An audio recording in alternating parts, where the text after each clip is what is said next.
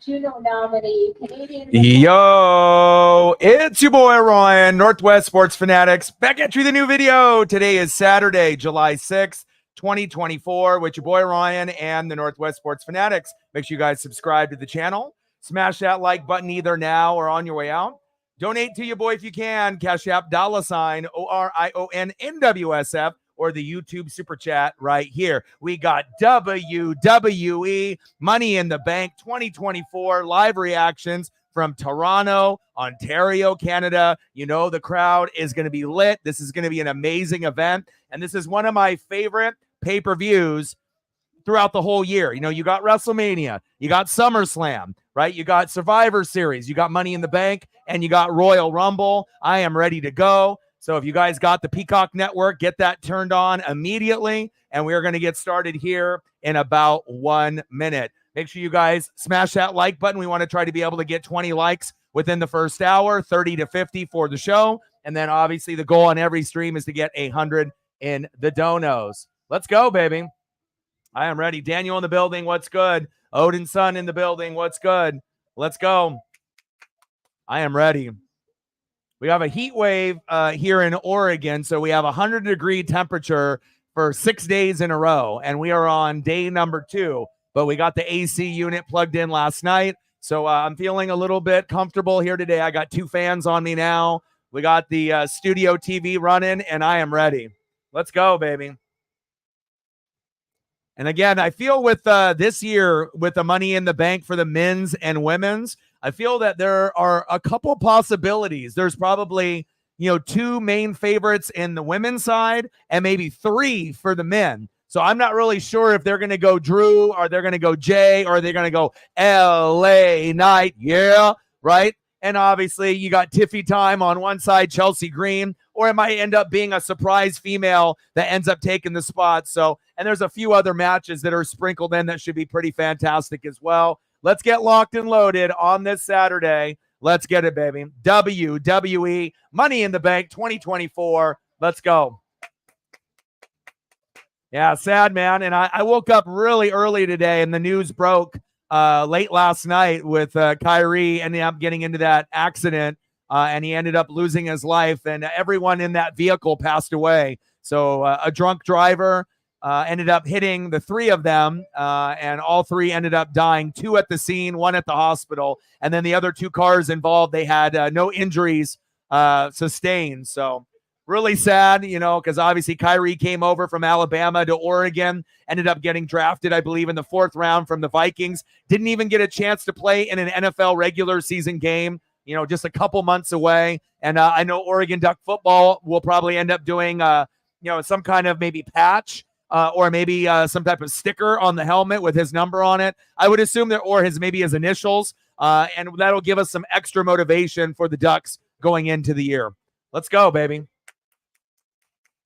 Let's get it. Like, sub, donate, comment, share. And if you got a Twitter/X account, do your boy a solid and like and retweet the live stream on Twitter/X. And then obviously, if you are in the room, smash the like button. That'll help us with the algorithm tremendously. Let's go. Man, Trish Stratus be looking fantastic, I swear. I mean, obviously, if you're going to be a millionaire and you have options for plastic surgery or makeup and whatnot, but obviously being a fitness model and keeping up, obviously after her wrestling career is pretty much wrapped up, unless they have her wrestle, like on a one-off match, like on a WrestleMania or something versus Becky Lynch, like we seen, just a few years ago. But Trish Stratus, I mean, I feel with her, she could be 50, she could be 60, she could be 70, and she's still looking amazing. Let's go. Sarah in the building, what's good? Appreciate you. Thank you so much, man. Every dollar counts. Thank you, man.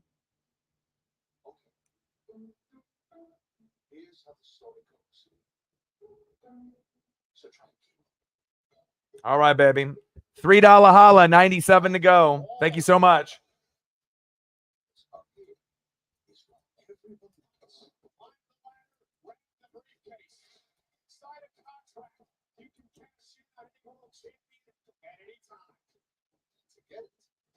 Appreciate you, brother. $3 holla. Let me know what you want to do for a photo. If you want to see the 6, I can throw those up. A little ode to Bray Wyatt with Bo Dallas and company. Stacks on stacks, racks on racks, little cactus jack. Bang, bang. Appreciate you. $3 holla. 97 to go to hit the goal. And I feel like the thumbnail came out pretty good. I was thinking, who do I want to have on here? And, I was going to go with, Jay and Drew and LA Knight, but I figured with the two of them would be good enough. And I think this thumbnail actually turned out pretty damn well. Let's go. How are you, Sarah? What's good?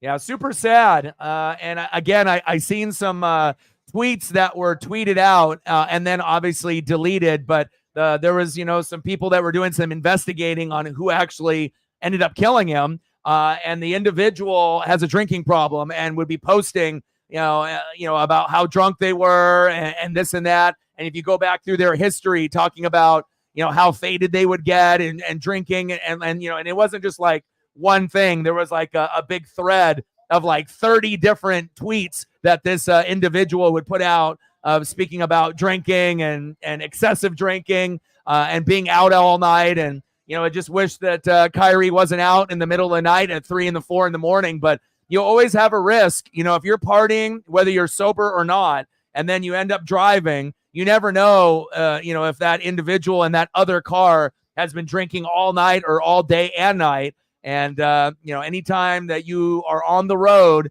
past midnight, to 5 a.m., there's always a chance that, someone that's in the car, driving your vehicle, you could get in some kind of accident or wreck, right? Or you might end up getting hit by a drunk driver or someone that's on some type of substance. And you can have an unfortunate situation like Kyrie, losing his life. And there was another player that didn't make the NFL, but that was a college prospect that played college football with him, one of his buddies. And then he didn't make it to the NFL, but he ended up passing away as well. But I know 2 of them died at the scene, and one of them was Kyrie, and then the other individual went to the hospital and died there shortly later. So damn tragic shame. And I know the Ducks will have some extra motivation going into 2024. Let's go. Like, sub, donate, comment, share. Appreciate Lauren with the like and the share as well. Let's go. Yeet, yeet, baby. Let's go.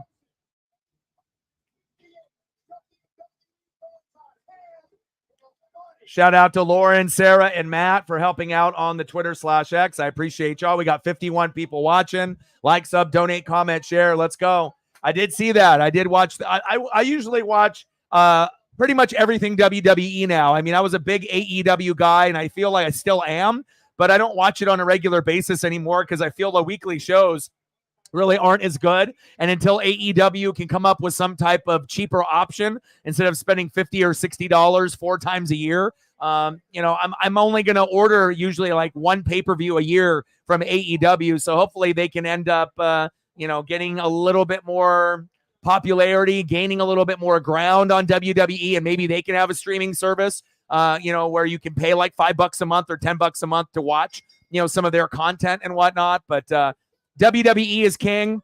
Triple H, with this takeover, it feels like they're never going to lose control of that top spot ever again. And I'm very excited for this Money in the Bank. And I feel Money in the Bank is now one of the top 4 pay-per-views, right? You got Royal Rumble, you got WrestleMania, you got SummerSlam, and I think you got Money in the Bank. Money in the Bank took Survivor Series and some of the other smaller pay-per-view spots. And Survivor Series used to be a part of the Big 4, but I feel the format of Survivor Series in the last few years isn't as good as it was in the past. And I feel Money in the Bank has taken that spot. So I can't wait to be able to see what we get here. Let's go. Reefer in the building. What's good? Opening up with the men's. I love it. And you already know it. I got the yeet on there with Drew. Let's go.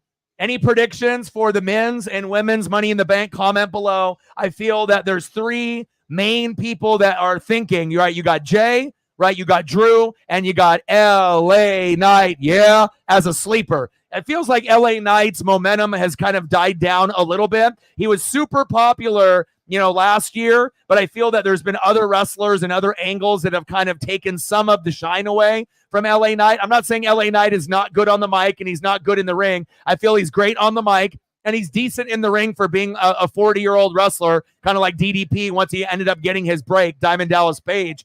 But we'll see what direction they go. Are they going to go LA Knight? Yeah. Are they going to go Jay? Are they going to go Drew? We'll find out. And then obviously most people think Tiffy time, with Tiffany Stratton, or maybe a sleeper like Chelsea Green. So, and there might be another female that kind of comes out of nowhere that they have a future written in for her to surprise the world. So I don't know. In this Triple H era, they definitely listen to the fans, and, it's not the same type of WWE when Vince was running it. And I feel like the fans get more for their dollar, and we get a little bit more excitement and a little bit more surprises. But I don't really know. And I think that's what makes it exciting now, is that you don't really know. I feel like in the Vince McMahon era, you kind of knew, who was going to win, and you knew the ending would be fucked up, like there would be some kind of run-in or cheating, and he obviously loved the big men, right? And definitely was hating on mid-card and guys that were a little bit smaller in stature. But now with this Triple H era,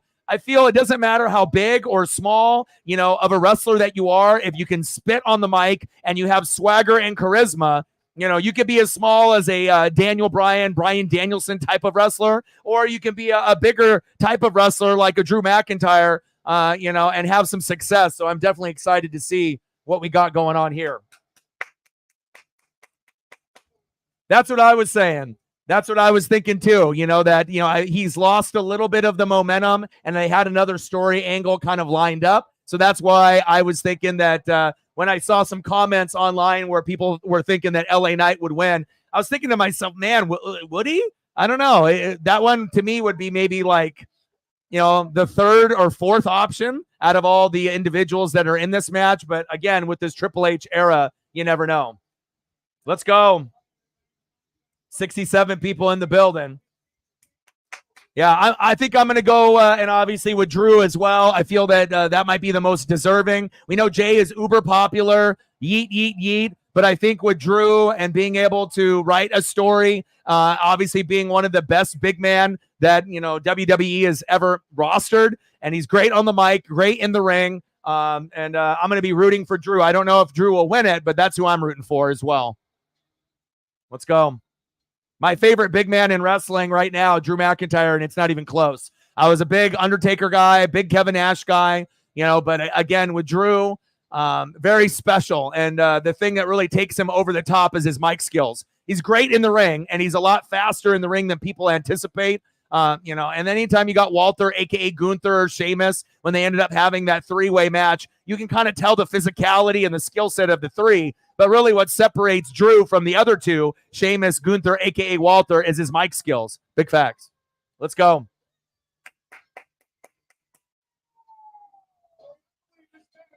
Yeah, I think Chad Gable is a sleeper. I definitely think that putting Chad Gable as an option, maybe even over LA Knight, so if I was going to, go through it, I'd maybe Drew and then Jay and then maybe Gable and then maybe LA Knight. But since, like Reefer was saying, seems like they already have an angle for LA Knight and Logan Paul. So, we would be shocked if that ends up happening, but you never know. I mean, in this new regime, it feels like anything is possible. Let's go.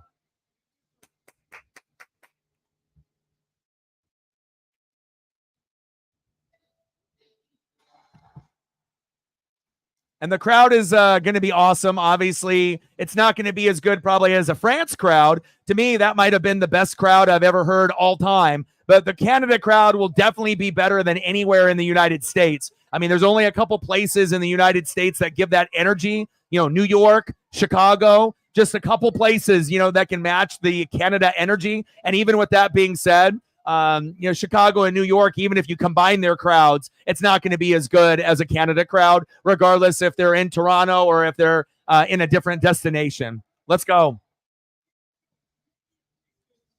Yeah, I'm like you, man. I'm a big Drew guy as well.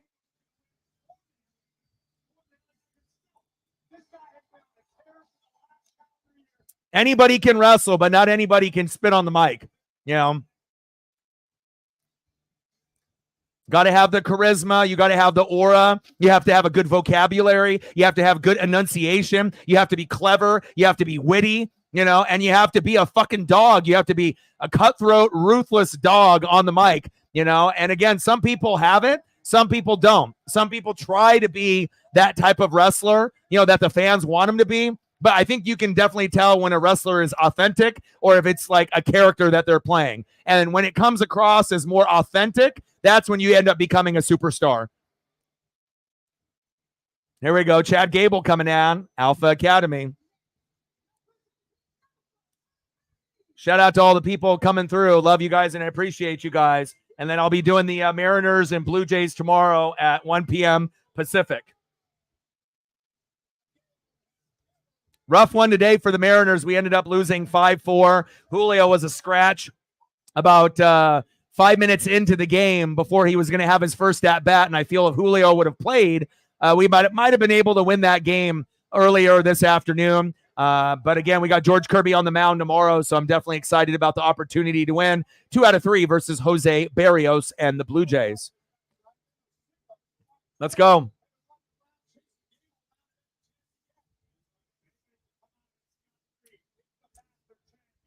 Yes, it is. Let's go.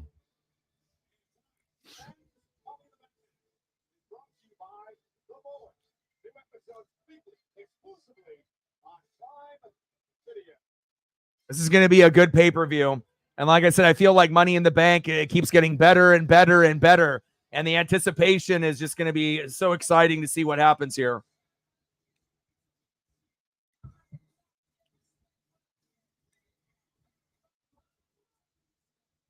Now, if Carmelo ends up winning it, that would be the most crazy shit ever, right? The most unexpected winner. Because this is probably the person that is least likely to win, we would think, right? I mean, besides the whole LA Knight and the other angle that they're going with Logan Paul. But with Carmelo, this would be a shock, right? Let's go, baby. Like, sub, donate, comment, share. Money in the Bank 2024 live reactions. If you got a Twitter/X, make sure you guys obviously like and retweet the stream for me. If you guys have a Twitter/X, it'd be greatly appreciated. And then obviously smash that like button for your boy. We want to try to get 20 likes, obviously, within the first hour and a half. And then hopefully we can end somewhere between 30 and 50 if we end up having enough people coming through. Let's go. All right, we need 2 more likes to get to 10. There we go. We just got to 10. We're halfway through the first goal within the first hour and a half. Appreciate y'all.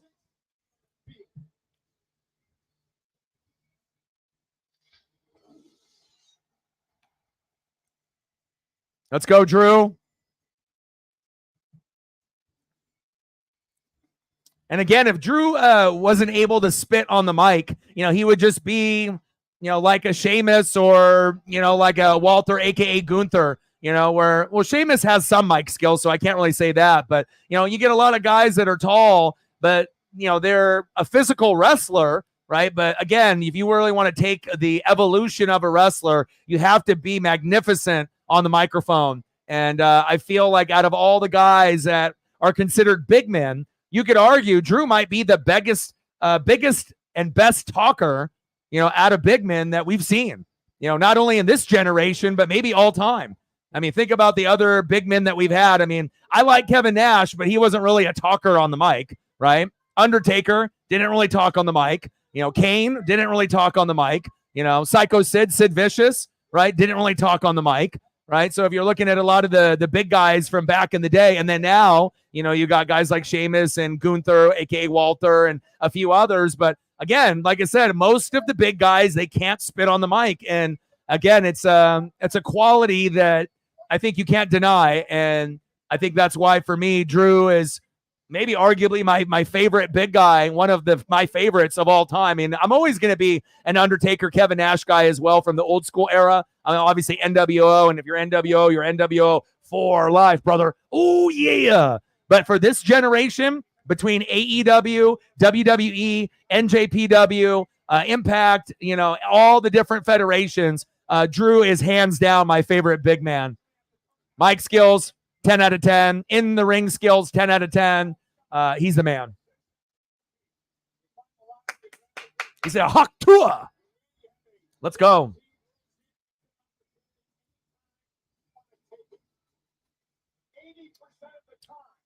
Let's go, baby. Good card for the pay-per-view as well.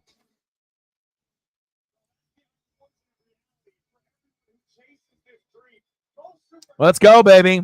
You already know what it is.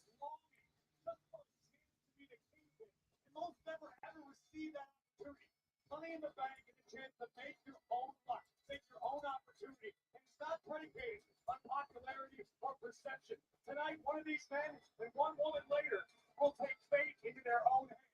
Drew McIntyre, the most experienced of anyone in this ladder match tonight. This is his fifth opportunity. All right, here we go.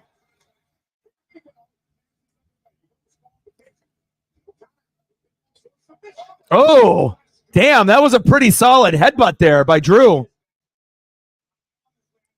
Oh, double clothesline. Drew out of the ring. I definitely want to be able to see some double team and triple team moves. You know, obviously there's going to be a lot of one-on-one, but there's going to be, different spots for a 2-on-1, a 3-on-1, and then even, maybe a big, setup of a suplex or whatnot, where you might end up having 4, 5, 6 guys involved in one particular move off the top rope, like a big, giant suplex or something, like some kind of a group power bomb or something. So I can't wait to be able to see what we're going to get here in the men's Money in the Bank. Good match to start off the pay-per-view. Let's go. Yeet versus Yeah.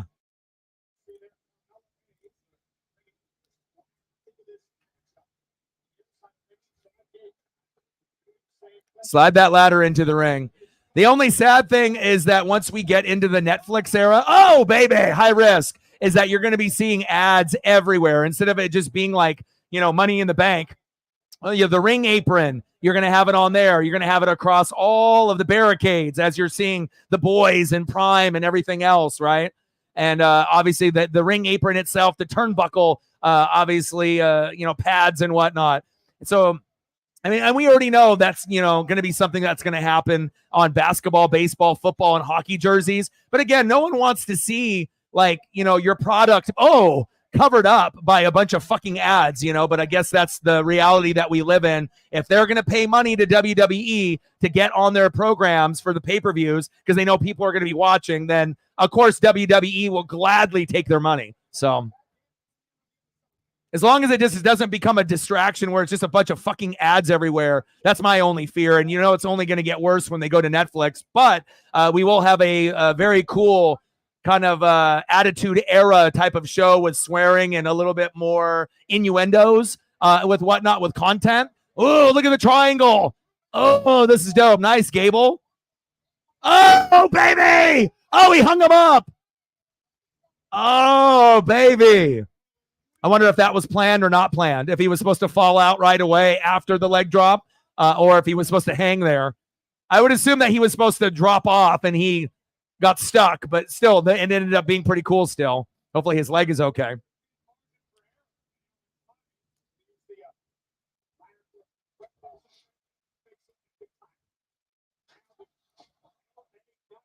Yeah, I wouldn't be shocked with something like that, too, with the 6.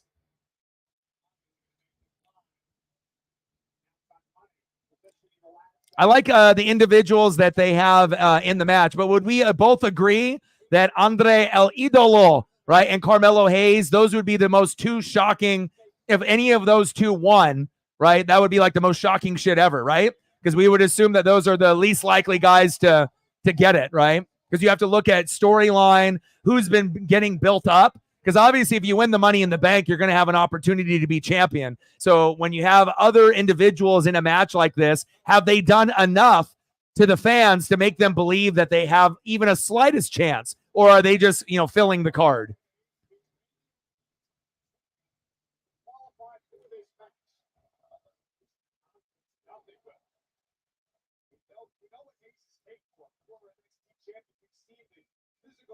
Carmelo.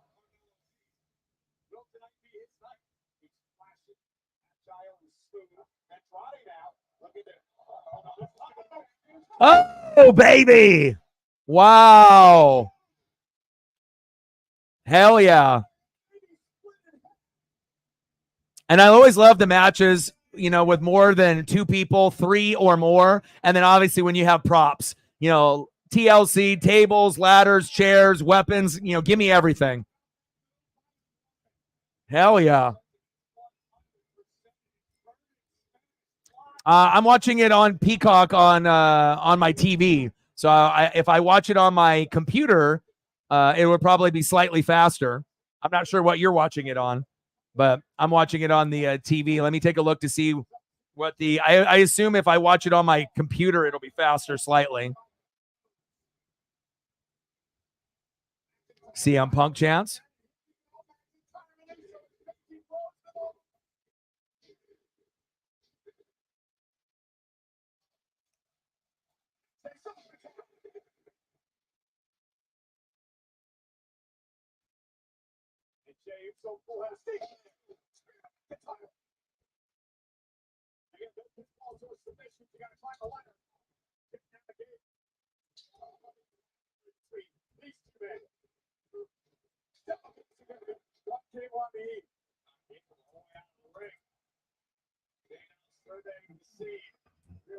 They have an opportunity to at least set the ladder up. For the last time Jay was in a ladder match was nearly a decade ago. TLC 2015.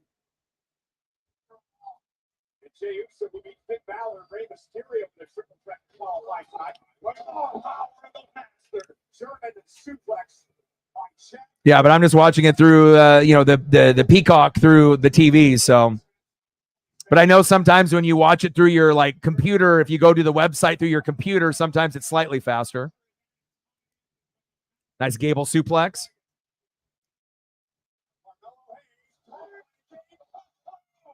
What are you watching it on, Reefer? Peacock too.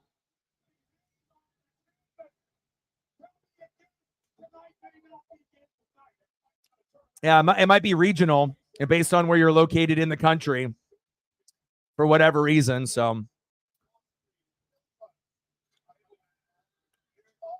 oh wow.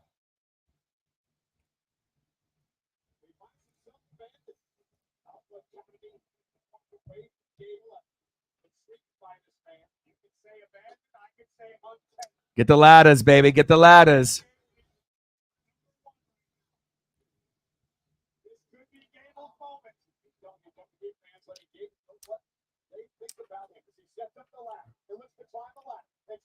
Climb that ladder, baby.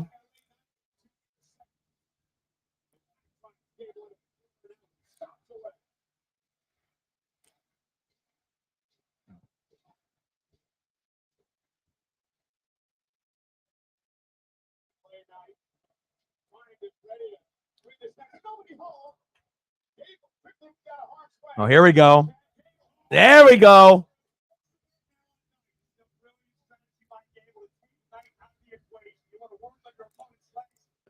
Gable got that technical wrestling down, like the Kurt Angle vibe.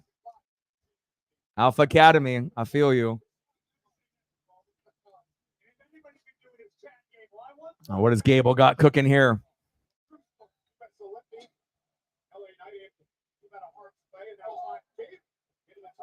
Oh! Wow. That was a very creative counter.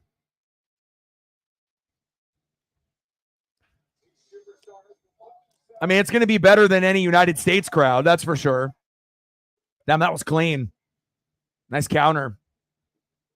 Like just that move with the ladder where he, slid it in there on its side, and then to be able to do that move. We haven't seen that before. Like I'm always looking to see something that I haven't seen before, or maybe I haven't seen it since like the ECW days, and again, you're not going to get the same type of hardcore wrestling, but I want to be able to see the, creativity, come out in these wrestlers. And I want to be able to see some moves and some sets and some big spots that maybe, we haven't seen in a minute or at all.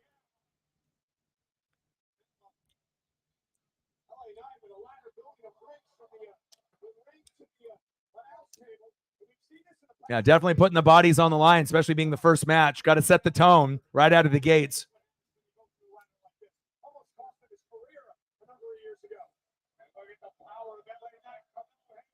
Oh, good counter. Oh. Carmelo Hayes, a move that he made famous in NXT. And now Hayes looking for his opportunity to perhaps All right, Carmelo setting up the ladder. grab the briefcase, earn the championship opportunity. Chad Gable now into the ring, blow to the spine. Indeed, it is. Got records in the United States already. Moving a little bit into the snap this whole show. So we got what, a 10-foot ladder and a 15-foot ladder? And you already know there's going to be some big spot here, especially when they line them up like that. What do we got going here? Oh! Creativity is on point, man. Triple H and his team, dude, like, getting input from the wrestlers and, and just to be able to put on a great performance and a good production of a show. Just crazy to think about how many years got wasted with Vince running the company. You saw glimpses of what Triple H could bring back in the day, maybe a one match, a pay-per-view, but now we get to see full pay-per-views and full Monday Night Raws and SmackDowns and NXTs of what wrestling should be and what it could be. And awesome, man. There we go. Let's go, Drew.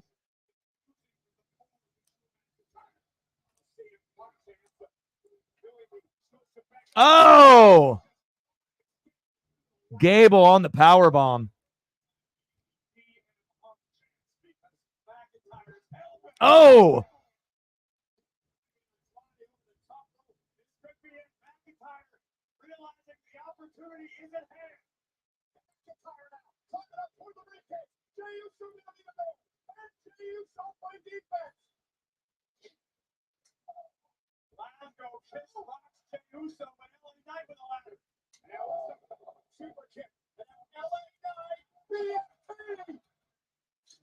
Drew is down. Uso from the top rope.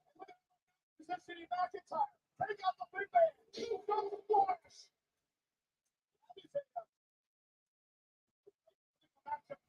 The one thing, maybe the biggest threat of the match. Lions of necessity, but you're absolutely right. Drew McIntyre needs to be dealt with.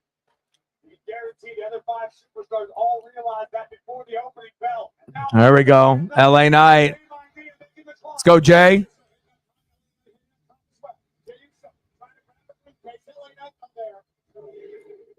Yeet. Yeah. Yeet. Yeah. Yeet. Yeah. Yeet. Yeet. Yeet.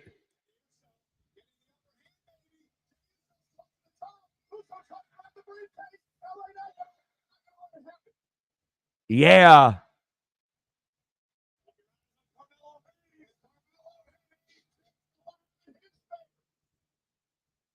Oh, here we go. High risk. Oh, baby.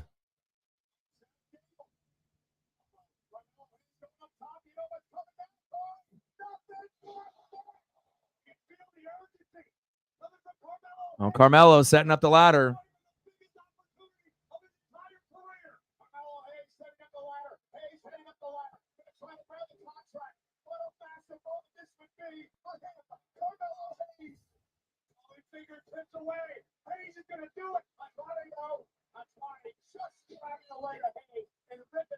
Andrade trying to grab the ladder before he's like inches away from grabbing the briefcase. You got to pull him down, my guy.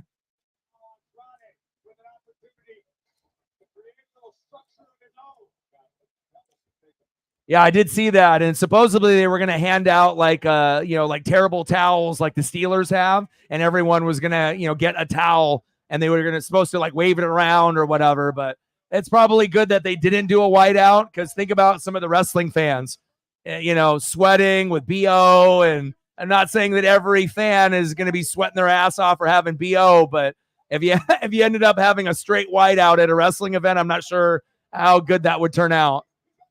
Uh-oh. Oh, shit! Oh, my God. Carmelo is dead. Whoa. Holy cow.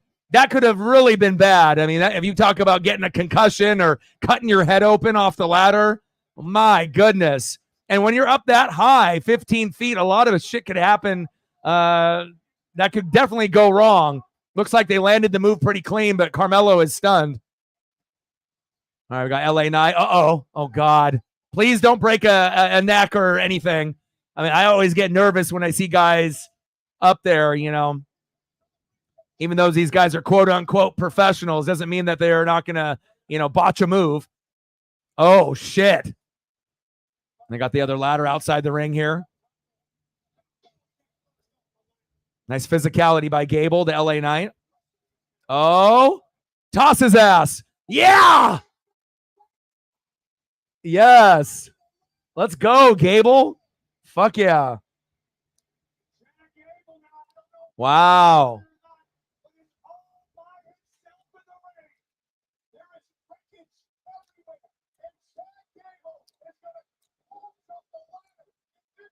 Gable is there.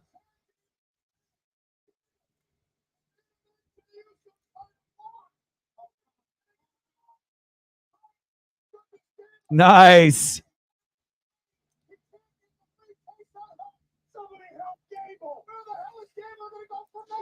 Oh.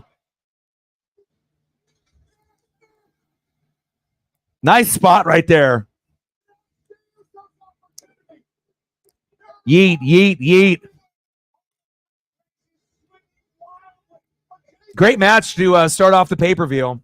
Set the tone. Jay's there. It's kind of swinging fast, though.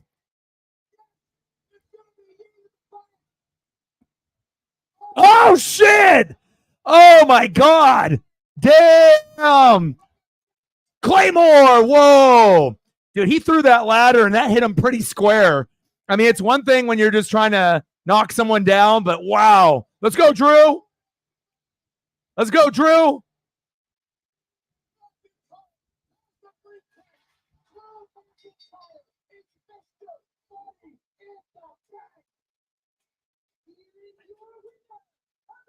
Let's go! Reefer, let's go! That's my boy!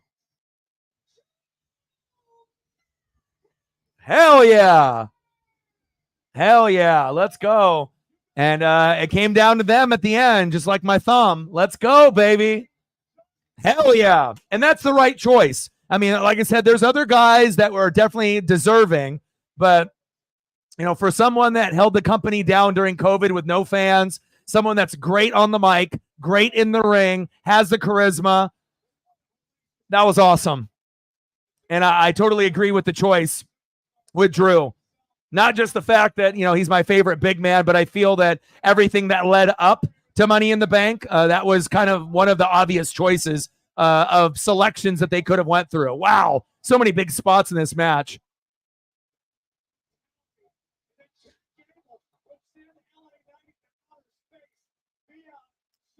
Seriously, bro, 10 out of 10. And then maybe an 11 just because we got Drew with the win there. I mean, I wouldn't really have been mad if Jay would have got it right before, but boom! That was pretty sharp there. He got him kind of in the chin with the ladder there. I think it was supposed to be more towards the chest, but Drew said, fuck it, I got to launch this ladder.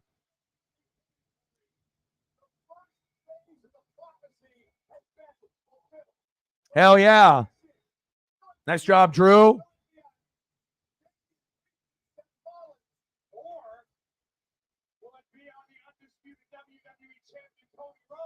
Who we know is in for a hell of a battle in six-man tag team action tonight. The Bloodline. That's a really great point. McIntyre. Hell yeah.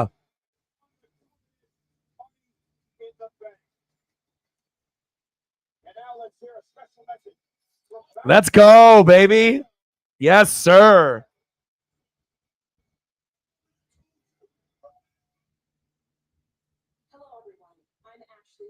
Unless you've been done you're around or Canada, you know we're living in American moment. But thankfully we have real life tonight, wrestling for the soul of this great nation. It may not fly at supersonic speed. All right, what's match number 2 going to be? Like, sub, donate, comment, share. We got 80 people watching. Take a quick look to see where we're at. Shout out to Lauren, Sarah, and Matt for helping out on the Twitter/X. Appreciate y'all. Shout out to all the people watching on Twitter/X. Hope everyone is having a fantastic Saturday. And let's see where we're at. Still at 10. 5 more to get to 15. Another 10 to get to 20. We're at 11 now. And hopefully we can get a few of the people watching on Twitter/X to hop on over. They don't got a comment button linked up on the Twitter/X side yet. So if you want to be able to hang out and watch together, hop on onto the YouTube channel link and come in the room and hang out with your boys. Man, what a way to start off that pay-per-view.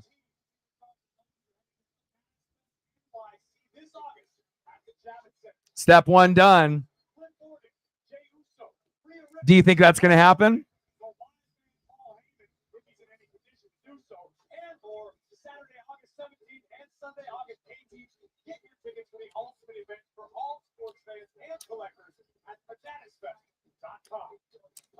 The boys.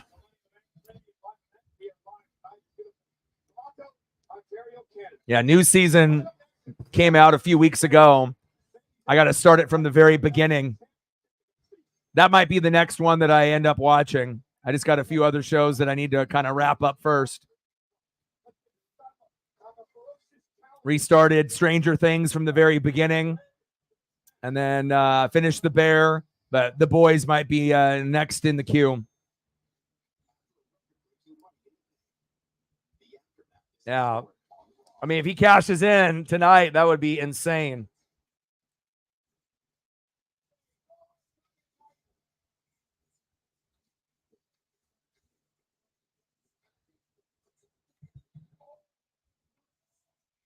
Man, what a great first match.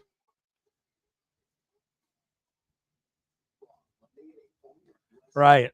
Right. Exactly. We don't really know how that's going to work out.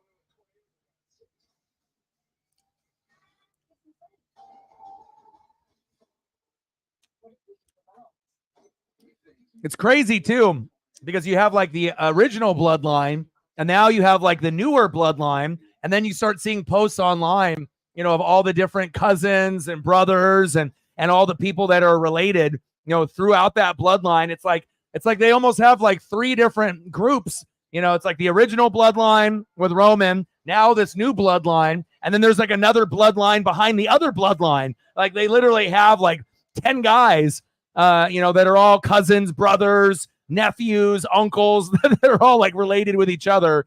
It's wild, man. And then obviously a lot of the people that are wrestling, have kids also. So it's not going to be crazy to think down the road when some of our favorites end up getting a little bit older, we may end up seeing some of their daughters and sons in WWE down the road as well. Crazy.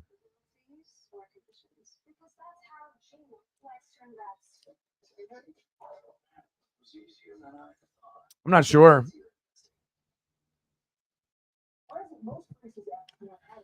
All right, what's the next match on the card? What are we thinking?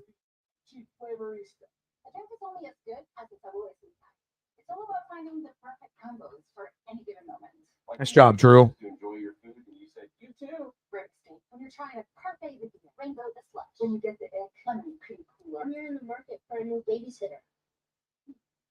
Okay, perfect. Pizza. Hurry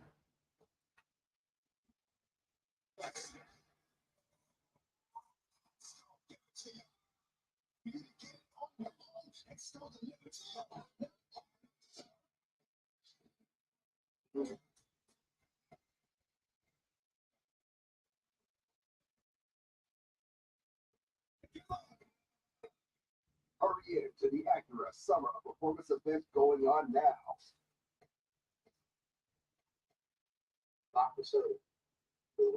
This song right here is for red, white, and blue. You got good taste, and you drink like a tea. We need something to drink it. Watch in Moscow always get the mule. Rock with us good as an American mule. We need something to drink it. So pour a glass on the porch, get a little turn, let the case bus sing the Star Spangled Banner.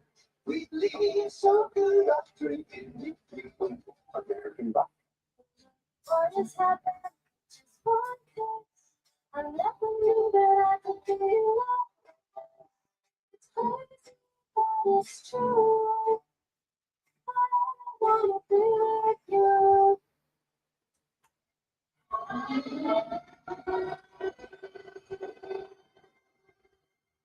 Oh, snap.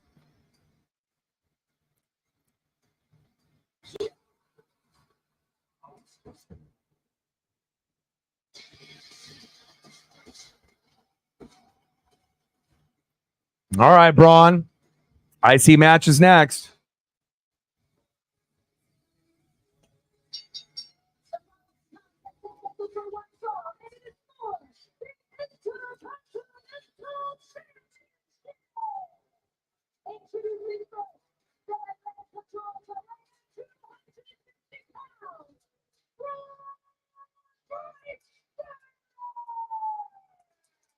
He is the unpredictable badass Braun Breaker, looking to win the Intercontinental Championship here tonight in Toronto. Corey, 6 foot 250, flat out power, speed. Into the space ball, he's your 5. Let's go, baby. I truly believe that if AI would create a superstar that look like Braun Breaker, this dude is a few, and he may be the next Intercontinental Champion. WWE Money in the Bank is powered by Prime Hydration. Hydration Prime X. Gather code. Complete your treasure map on drinkprime.com, and you might just play. Any predictions on this match? Do we think that Braun actually has a chance to win and they're going to give him the belt now? Or is he going to have to wait for the future? Or is Sami's reign going to continue? Predictions? So it looks like they did hand out the towels and whatnot, but they're not really waving them around like maybe, that Triple H there. Now you're starting to see a few of them, but not everyone.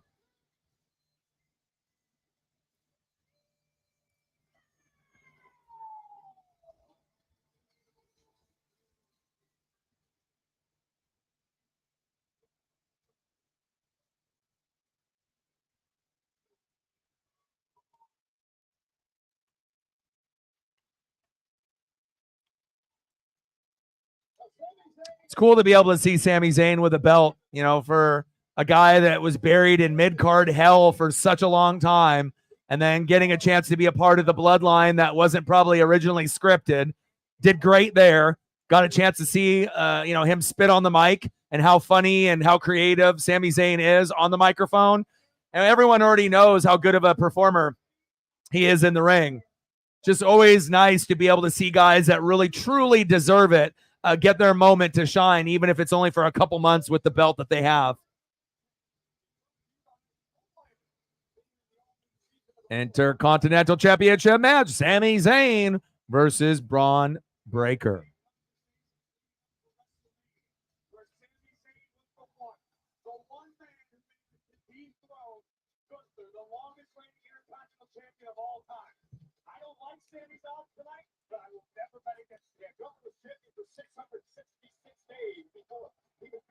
Hopefully this will be a fast pace.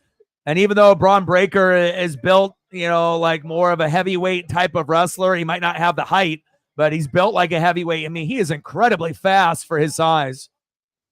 Got a lot of power and a lot of speed in that frame.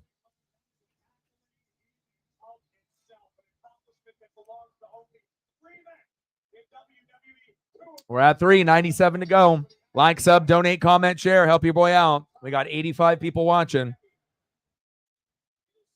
We're in Toronto, Ontario, Canada, baby.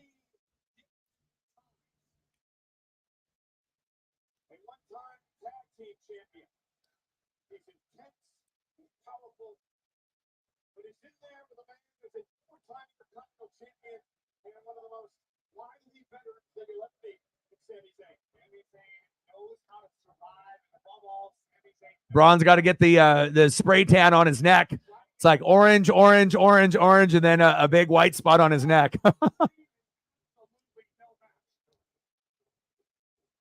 Oh, oh, oh, oh.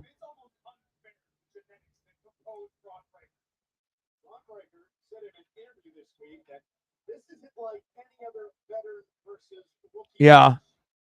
Obviously, going against someone that's a little bit more physical, and again, someone that is a name where you think that Braun will end up being Intercontinental Champion or World Champion one day. We don't know when, but has the skill set to be in that role at some point or another.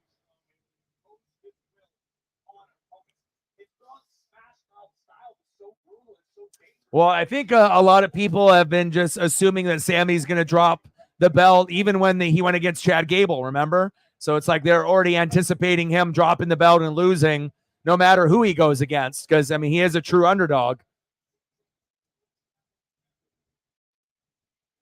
But this would be a good win under his belt for sure.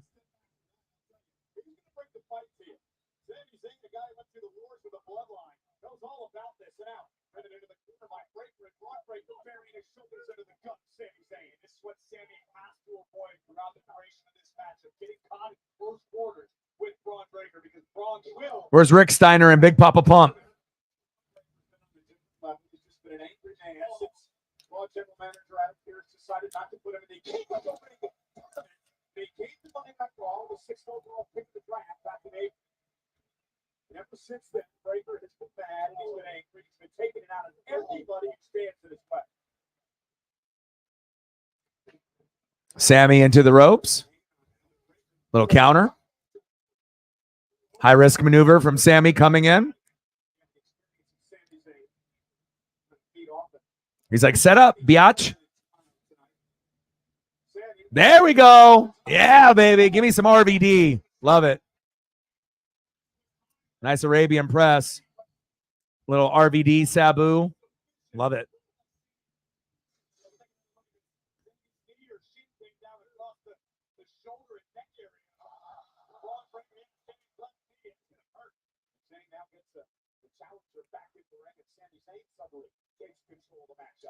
Ooh, big chop by Sammy.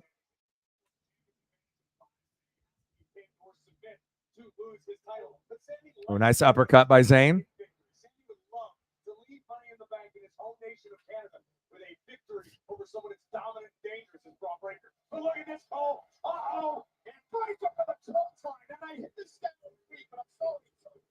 Ooh, ooh, ooh, ooh.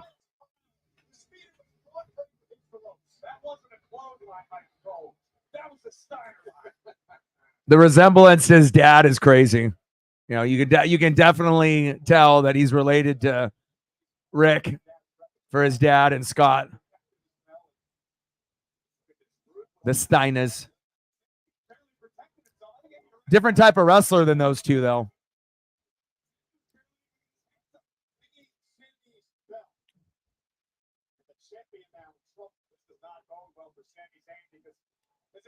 Oh, nice belly-to-belly suplex by Braun Breaker.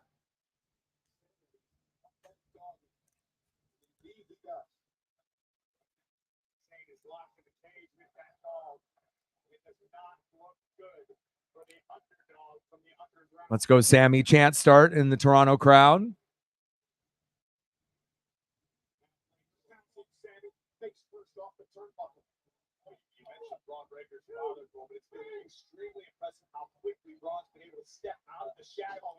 Oh.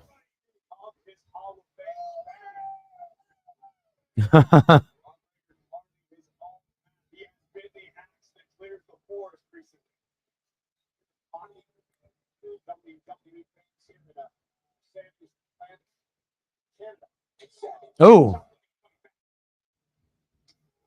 Couple nice hard chops to the chest by Zayn to Braun Breaker.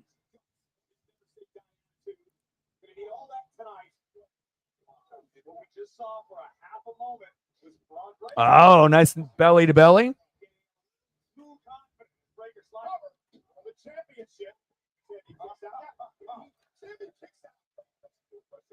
Hit him with the Scott Steiner push-ups. Okay.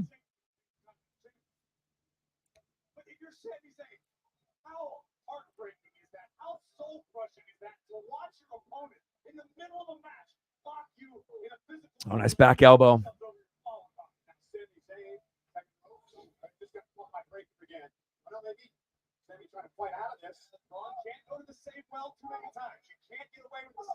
against Sammy. Because Sammy learned. Hit him with those elbows, Sammy.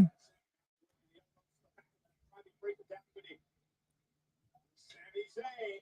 There's the chop, and here comes some vintage Zayn. Top rope for Sami. Let's go. Beautiful DDT. 1, 2, 2.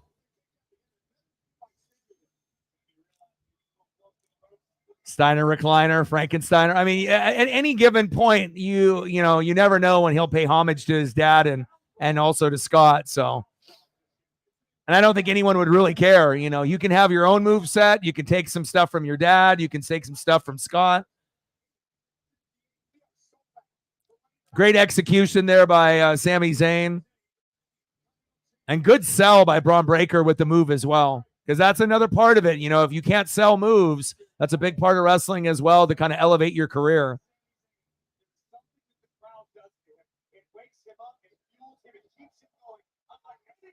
Oh, nice clothesline.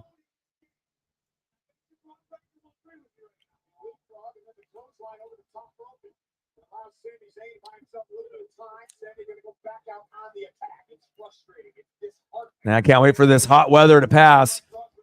I mean, in Oregon, we'll get maybe 100-degree temperature like 1 or 2 days in a row, and then it'll go down to like 80 or 90, and then a few weeks later, we maybe have it again. But we got caught. Whoa. Wow. Good counter. But to have like 6 days in a row of 100 to 103 is a little fucking ridiculous.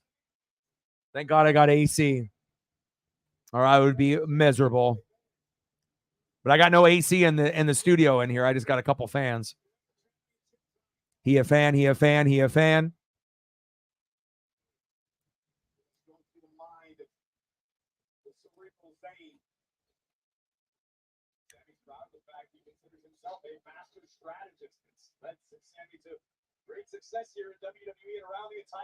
I saw that they had the all-white party, and Drake was there. Drake looks like he's aged like 20 years with this beef with Kendrick. And then the Not Like Us music video came out a day or two ago. I mean, we already know that Drake will still be a popular artist, but I feel like definitely his career and his legacy took a big hit. But I am definitely interested to see what new music comes out, from not only Kendrick, but Drake and obviously J. Cole early in the beef. He ended up walking away. But obviously, rap fans win. Hip-hop fans win when you end up having guys like that have beef. As long as we don't have like a Tupac Biggie situation. Breaker. Nice counter. Sammy. Oh, baby. 1, 2, 2.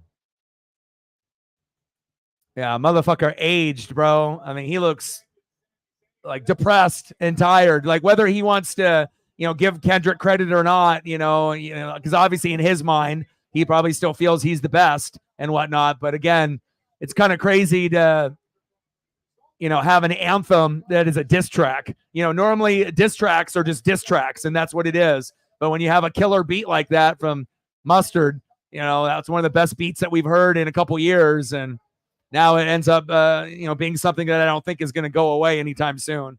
Like I imagine we'll still be listening to that song next year, or if they end up doing some kind of remix to it or something. But the new song that Kendrick previewed before the Not Like Us video has a beat just as hard as Not Like Us, maybe even better. So I can't wait to see if he actually comes out with that. Oh, baby! Frankensteiner. 1, 2, 2. Reefer Odin, you guys are on it. Let's go. Great execution. Because I feel like with Braun Breaker, he's like Intercontinental Champion size, but you could also throw him in there with the heavyweights. He's fast enough to wrestle the Intercontinental guys and the kind of guys that are a little bit smaller than him. But then he's also got the power and the speed, even though the lack of size and height, to go against maybe some of the more of the super heavyweights. Like I wonder if we'll ever see Breaker versus Drew or Gunther Walter versus Braun Breaker. It'll be interesting to see where he feuds and who he feuds with in the future.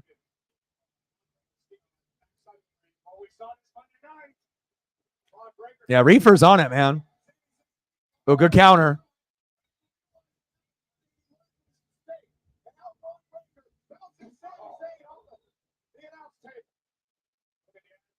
Little box jump. Wow. Okay, Braun. It's like Braun is doing shit like that he doesn't even need to do, you know? I love it. Maximum effort.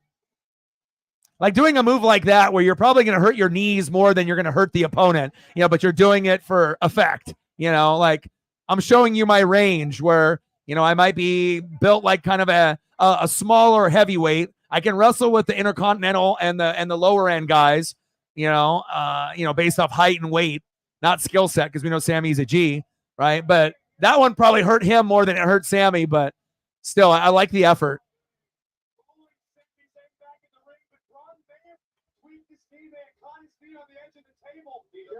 I can hear you now, but Braun Breaker back to the ring, and he may be hurt as well, Corey. You mentioned that's a good thing you're back, because I think we're about to crown a new Intercontinental Champion called. There we go. Give me some of that Scott Steiner power. Oh, good counter. Oh, here we go. Yes, sir. Don't know how Sammy does it, but he's doing it again. Sammy with all of Canada behind him. Oh, shit. What a counter by Braun. This Toronto crowd needs to get a little bit more hyphy. I don't know if they're just drunk or hungover, but they're not as loud as I thought they were going to be, unless they're saving some of their chants and energy for matches later in the night. But definitely not on the same level as a France crowd and some of the international crowds, which is a little shocking because normally Canada crowds are just insane. But maybe the Calgary crowds are better than the Toronto crowds. So far, that's what it's looking like. It's not like the crowd is terrible, but I expect more from this Toronto crowd. Oh, baby, a Luva kick. 1, 2. Sammy's legacy, baby. Good match. Braun will end up getting it at some point, but I like the fact that Sammy's been able to retain against Gable and Braun. You know, those guys will end up having their moments. But again, we want to make sure that you're giving a guy a moment, you know, where when he was with the Bloodline, got the popularity, but never really had the belt or any sniff of a belt. And then now finally is beginning to reap the rewards of, you know, grinding it out, doing the time with the Bloodline. And then now, you know, being past the Bloodline and being able to just kind of soak this in. And I also feel like, you know, he's going to be the underdog, even though he's the champion almost every match. But again, you don't want to take away anything from a guy like this. You know, this is the guy that has really earned it. And I hope that he ends up having a decent reign. I'm not saying that he needs to have the belt for a year or 2 years, but it would be nice to have the belt for a minimum of 6 months. But if he ended up having it for a year, that wouldn't hurt my feelings. You know, a guy like that deserves to have a reign like this. And hopefully they do the same thing for Asuka when she comes back from her surgery. I want to see Asuka with the belt for 6 months to 2 years, somewhere in that period, 6 months, a year and a half, 2 years before she ends up retiring. That's the person that I feel that has been slept on the most in WWE with a long-term run. Nice job by Sami Zayn. Good match.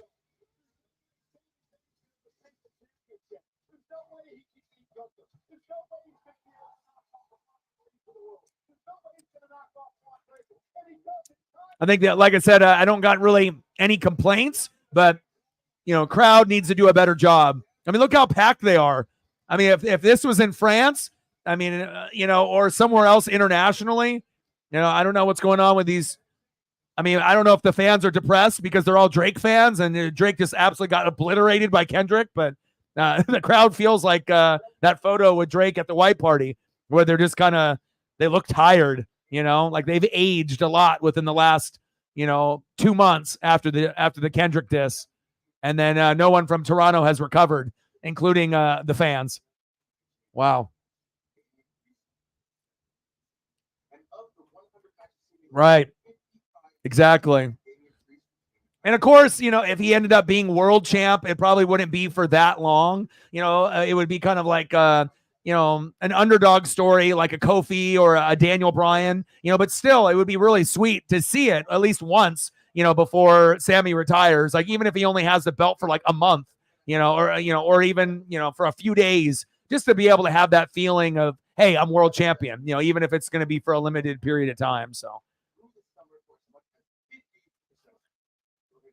yeah, I wonder if we're even going to get that match with Tyson, and, you know, because obviously getting older and, you know, you're getting sick or having any issues with his body, we'll end up seeing if that ends up even happening or not. What's next up on the card? What are we thinking? What's the next match? What are we thinking?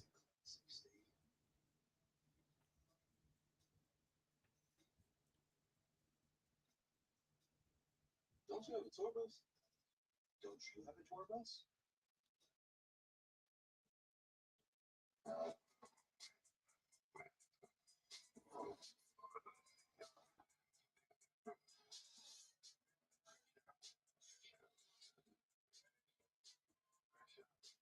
All right, we need three more for 15, 8 more for 20. Hopefully we can get to at least minimum of 20 before the stream ends. Hopefully we'll get a few more people coming through.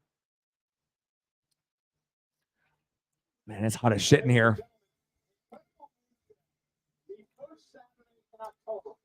Bad blood in the ATL.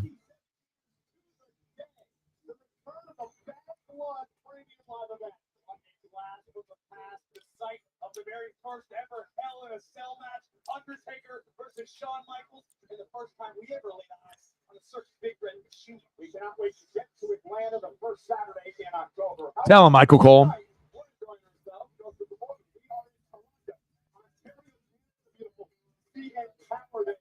the background, and we are the hosts of Money in the Bank.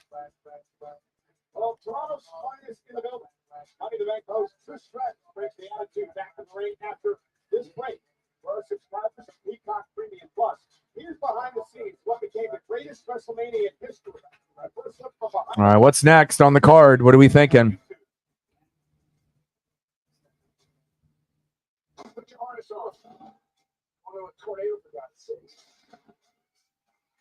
What if we can develop? You think you can disrupt a tornado? You do. I want a chance to get close enough. You won't.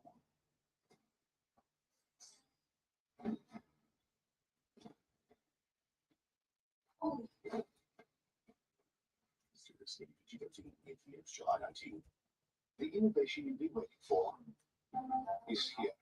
With a 16x cheese core, it's 16 times crunchier, cheesier, and bigger. Think big.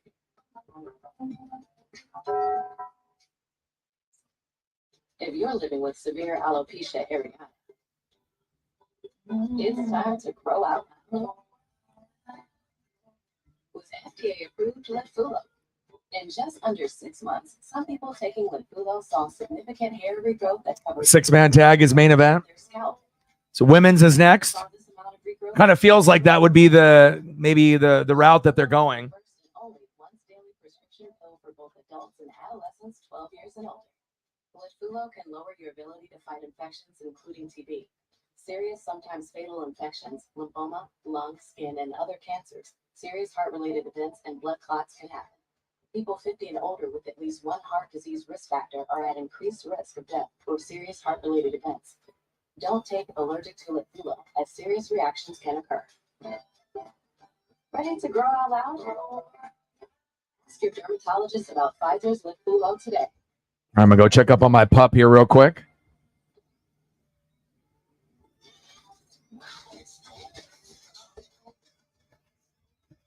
Hurry in to the Acura Summer Performance event going on now. Could we talk about Talk about what? hey, man, I'm trying to work. What is that for you? Would you like to see them?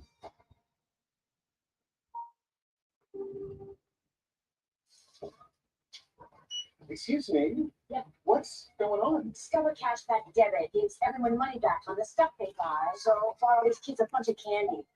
I know what I'm doing. A debit card with cashback. Discover Cashback Debit. Choice Hotels is a family of brands that helps you get the most for your money so you can be Women's, world heavyweight, then 6-man. Yes, that's how you walk. A romantic weekend escaper at a Cambria hotel. Or Mr. Get the Party Started. Be a pool lounger or a big room relaxer. 22 brands and the best value for your money, Choice Hotels has a stay for any use. Stay twice and get a $50 gift card when you book direct at choicehotels.com. Gotta get the corners. DJ Khaled! We going up. Made with 100% real milk and 14 grams of protein. Nesquik, fuel for the funny inside. I love it when he strips for me. The strip is a cow. I can guarantee this strip.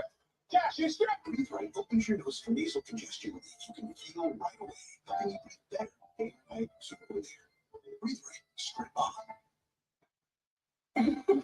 Yes, he does.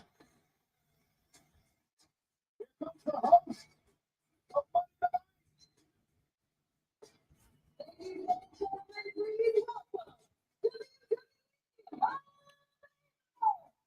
the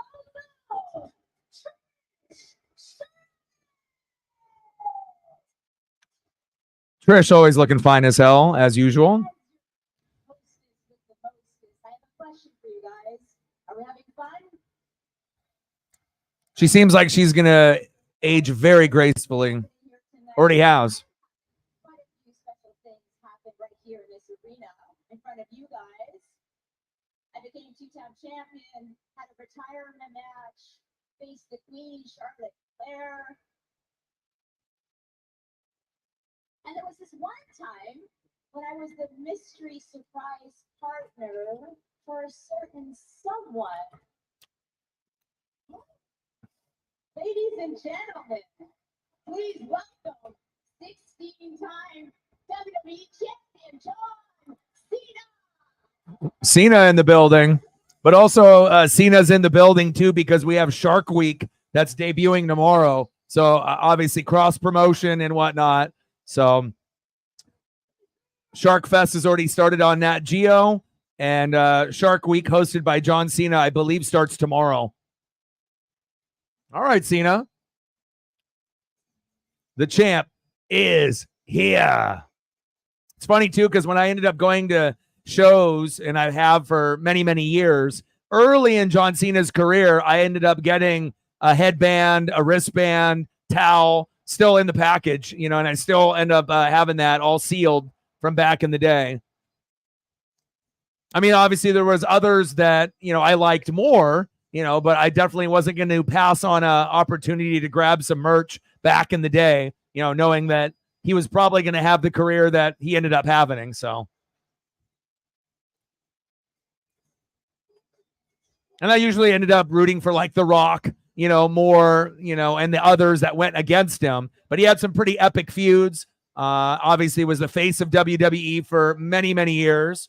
And it's always good to be able to see an OG legend, whether you loved him or you hated him, right? He was a big part of WWE, and you can't, take that back from anybody.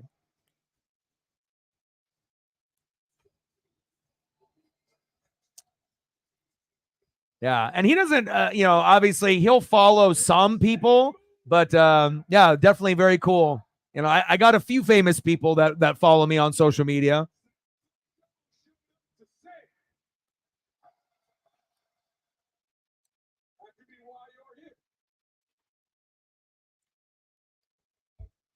Yeah, Shark Week is a tradition, man. Because the reason I like Shark Fest and Shark Week, not just because of the sharks, is that I know once all that shit wraps up, we're getting closer to football. Because then it ends up being August, and then you're like, oh shit, we're getting into like college football hype, NFL hype, training camp, and everyone's getting excited to get into that mode. So, and Shark Fest and Shark Week got some damn good programming too.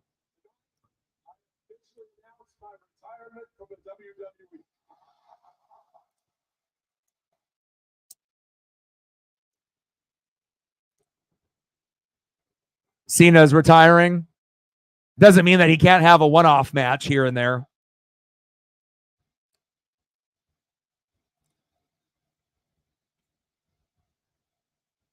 Even if you retire, you can still wrestle once a year.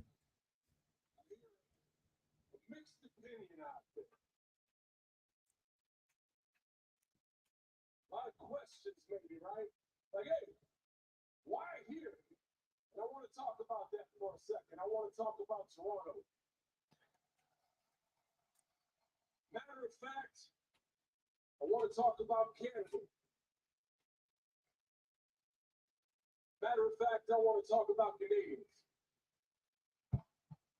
You see, I've been doing this a while. I've been in WWE for over 2 decades. And in that time, I have seen incredible waves of Cena Taker, Cena Rock. But again, sometimes we don't want to have the image of our favorite wrestlers when we were younger and watch them struggle in the ring as they get older. They need to be able to kind of walk away, but I get how hard it would be to walk away, especially if you love something as much as you do. and only the most dedicated, hardcore fans stand by your side.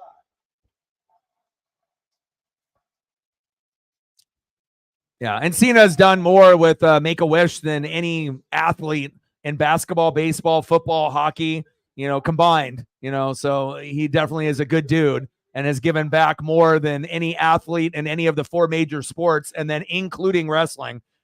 By far has made the most impact on adults and kids' lives since he, came up in the early 2000s, right? With Randy Orton and Batista, Brock Lesnar. His legacy will live on forever. You need to be making notice for yourself because all of you built this to what it is today, which in my mind makes this right here the perfect place to say what I gotta say.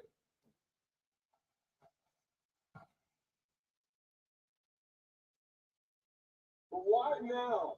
Right? Why now? Because it's money in the bank. The ultimate symbol of opportunity. And this farewell does not end tonight. It is filled with opportunity. Everybody, Raw makes history next year when it moves to Netflix. Man, I can't wait for that. When Raw goes to Netflix, again, if Monday Night Raw, ends up being, insane, which I feel it will be, and the Monday Night Football matchup ends up being a little suspect, yeah, I wouldn't mind doing a Monday Night Raw live stream instead, or after the football season's over. But we might end up making that like a weekly thing, so that way we do 4 Monday Night Raw live streams and then the pay-per-view, so we can end up having 5 wrestling streams a month. I mean, I would love that. I mean, I don't want to skip out on any of the good matchups on Monday Night Football, but again, as we've seen, sometimes Thursday night, Monday night, and Sunday night sometimes underwhelm on the NFL side. Yeah, I would assume it won't be censored. It'll be more like an Attitude Era. I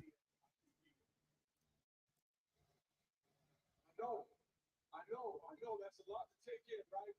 Probably a lot of questions out there, which is why I'm telling you right now, I am going to kick off the press conference right after the show, and I will be fielding any and all questions having to do with my retirement. You are not going to want to miss it.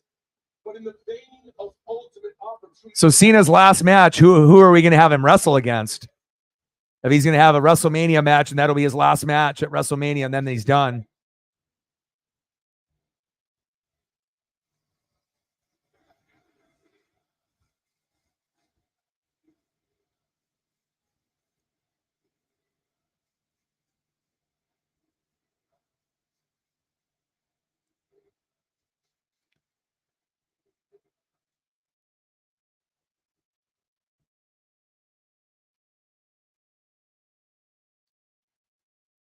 What an incredible gesture of kindness. I want to say thank you. Thank you so much for letting me play in the house that you built for so many years.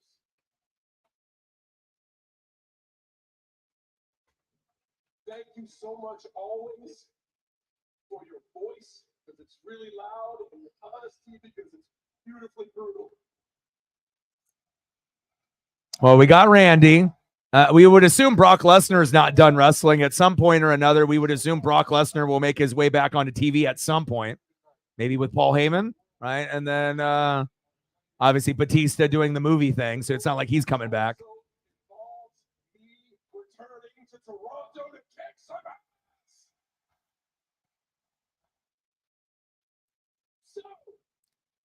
you are watching at home, or you are one of the insanely loud here in Toronto.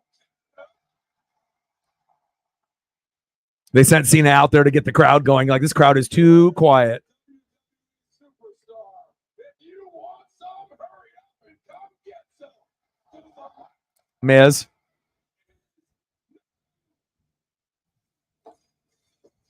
Wow. If you could have one last match at like a WrestleMania type of event, I mean, who would you want to see? Like, what would be the best opportunity for Cena? Cena versus The Rock, if he wasn't doing like the bloodline angle and the final boss angle, like something like that. Because I'm not really sure how Cena Undertaker would look, in the ring. But Cena Rock would be, to kind of rekindle the old feud that they had. It would be a little bit of a downgrade probably for The Rock at that point, based off the opponent. But I mean, if it was, a nice autograph right there at the end. There you go. Good timing. Sometimes you just have to be on your game right there. Magazine open, Sharpie in hand, and just pray that he picks it up and signs it, and he did. How cool is that? And you've started to see a little bit more of that out of wrestlers as well as athletes, like, kind of going out of their way to, give you a special moment, whether it's like a weight belt from Cody Rhodes or an autograph to maybe a select couple in the front row. Very cool.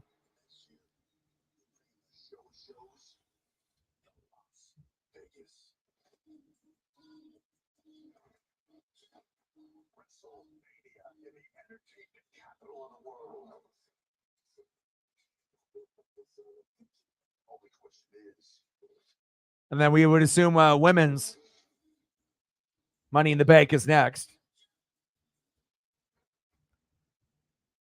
Is it going to be Tiffy time? Is it going to be the sleeper, Chelsea Green? Or is it going to be one of the other 4 ladies?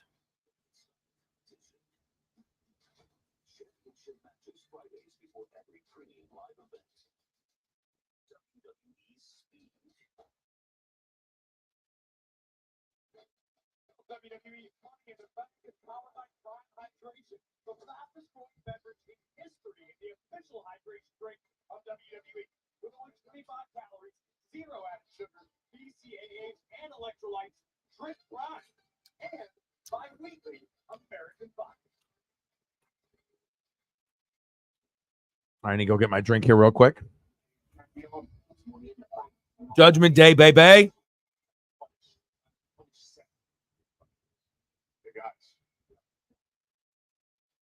McIntyre or not, everybody stays out of my way. Nobody gets involved in my business. Nobody. All right, cool. We'll handle some business. Let's go. Sure.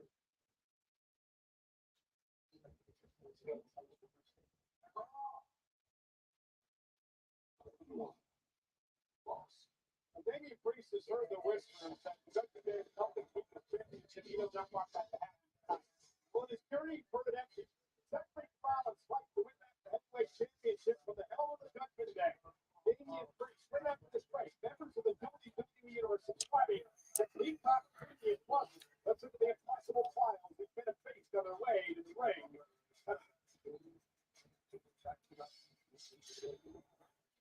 He's scared.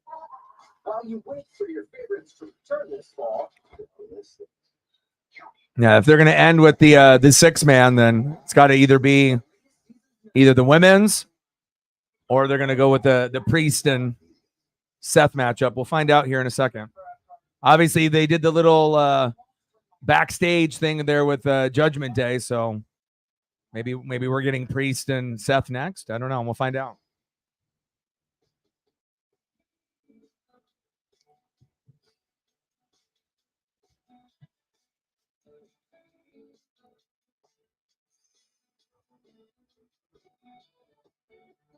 Like, sub, donate, comment, share. We got 83 people watching. Make sure you have a Twitter/X account. Do your boy a solid and like and retweet the live stream. If you're watching it on your feed, it would be greatly appreciated.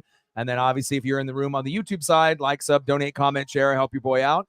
Obviously, we got a lot of bills to pay, got a pup to take care of. So anything that anyone could do would be greatly appreciated.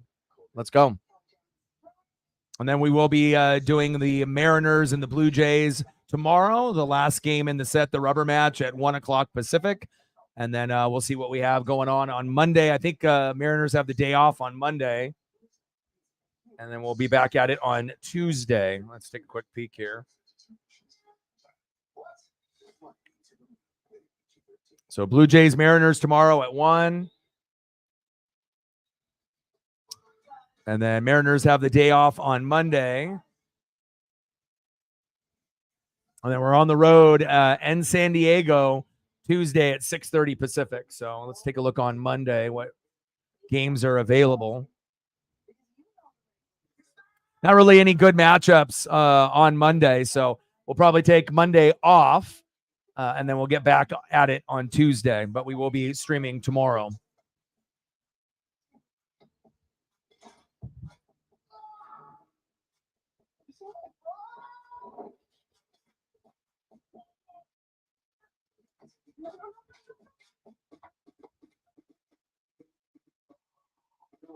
You break it, we take it.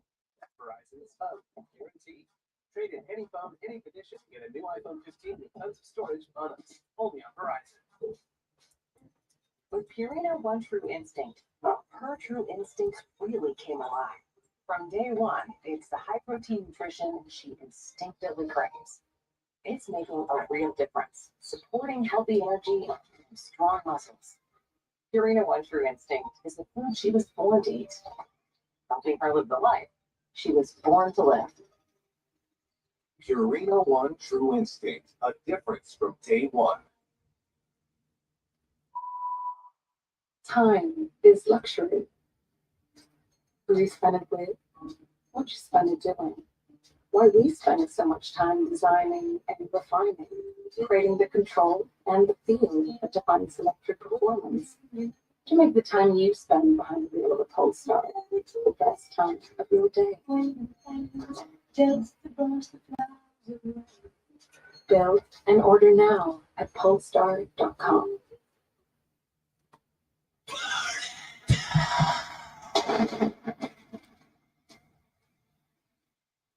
Yeah, and obviously the whole, Liv Dirty Dom angle is just a front. Obviously at some point, they're either going to have Liv take Ripley's spot in Judgment Day or end up backstabbing Dom when he has an opportunity, and then it'll end up being Liv with Finn Balor instead. I think the writing is on the wall if you just pay attention. There's definitely been a few cut scenes where you've seen Liv and Finn, either leaving a car or in a room, and, obviously they have the whole Dirty Dom angle, but obviously to most of us that are paying attention, we would assume it's just a front to be able to advance their positions either, in Judgment Day or together, or, to try to maximize, their championship effort, though. We'll see what happens. Let's go, Seth.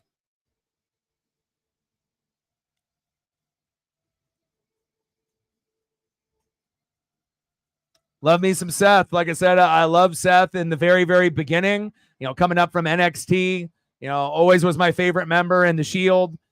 Still is my favorite wrestler in WWE. Obviously, Drew McIntyre's up there as well. I like Randy Orton too. So, I mean, I got a group, like a starting 5 of who I like.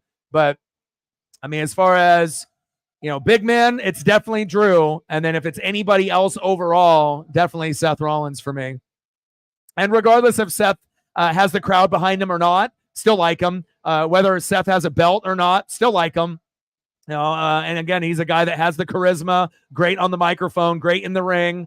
Even after the injury, wasn't able to do as much high flying. Got to make sure you're protecting your body and whatnot. But Seth is great for the business. You're never going to see him leave WWE.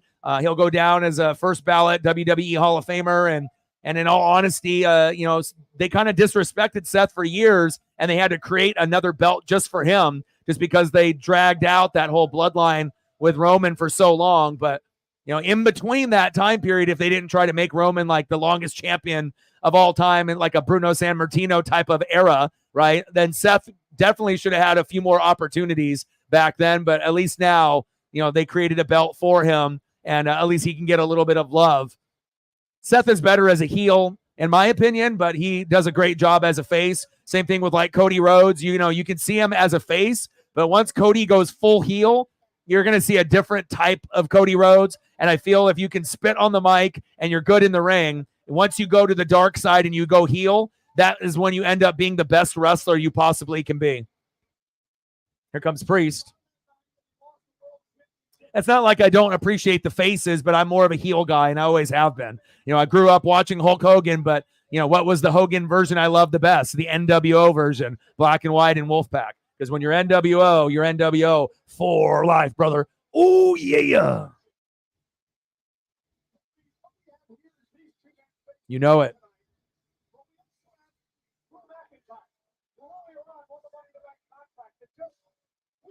That's what I was thinking.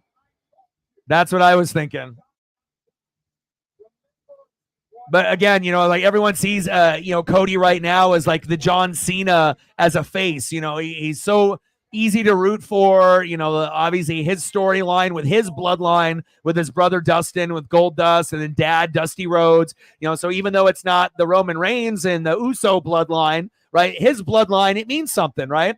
And I was just hoping that they weren't going to bury him in mid-card hell after they got him to leave AEW to come to WWE, but they used him exactly the way that they should have, and they went even above and beyond. And I can't wait to see when Cody ends up going full fucking heel. It's going to be incredible.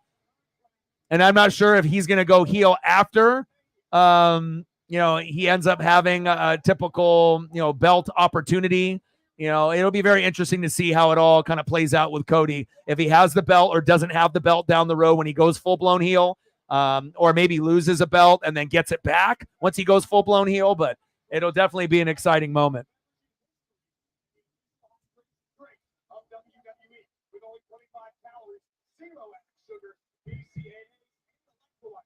I'm going to be honest with this crowd. I'm disappointed, you know, after seeing, you know, some of the other locations across the globe and what kind of energy they've brought in 2024. I don't think I'm ever going to be, it's never going to be like that France crowd where it was nonstop chanting and cheering, you know, for 3 hours straight. And I don't expect an American crowd to do it. But again, I feel like the Calgary crowd is a billion times better than this Toronto crowd. And I don't know if it's just the Kendrick, you know, beef, and all these fans of Drake are tired now and they've aged as well. But I mean, based on the white party that Drake attended with a bunch of the athletes, and he had that really aged, sad face in the photo with Ruben. I don't know, man. It seems like the fans are almost like in that same boat. Like, wait, are you going to step up and make some noise?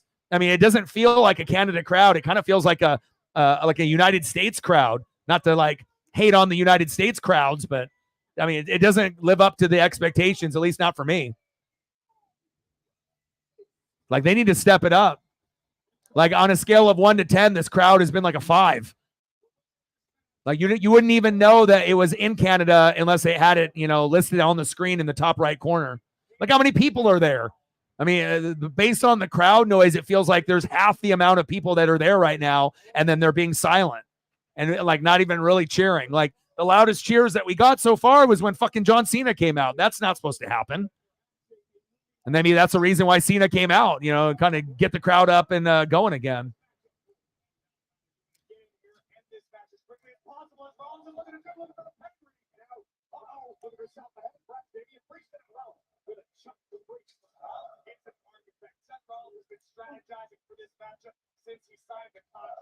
Nice shot by Seth.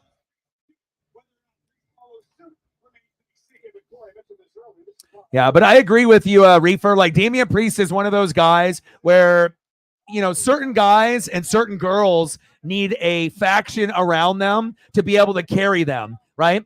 And then there's certain people in the group that don't need anyone around them, like Ripley. Ripley is completely fine by herself, right? She might be the only one. You know, Finn obviously had a good singles career with, you know, the Demon and whatnot, and, you know, he can do it on his own also. But for guys like Dom and Priest, you know, they need the faction a lot more than, you know, Finn Balor, and a lot more than Ripley. Like, Ripley and Finn don't really need the faction, you know, to be able to, you know, gain their legacy, but the other two really need it.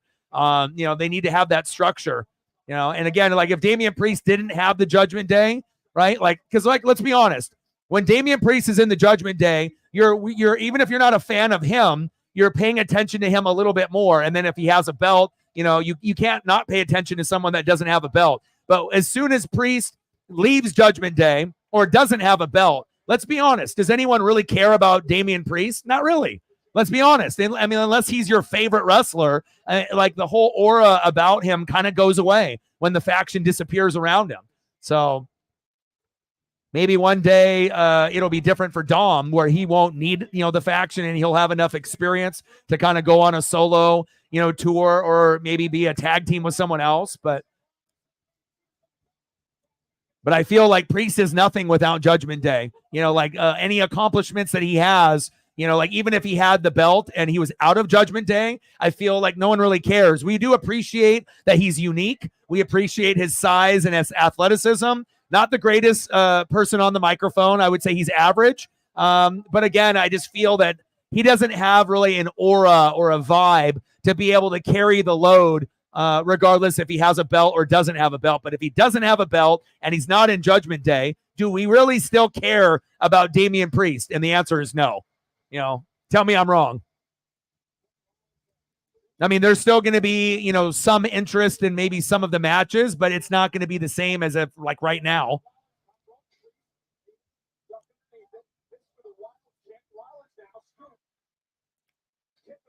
Oh, nice super kick.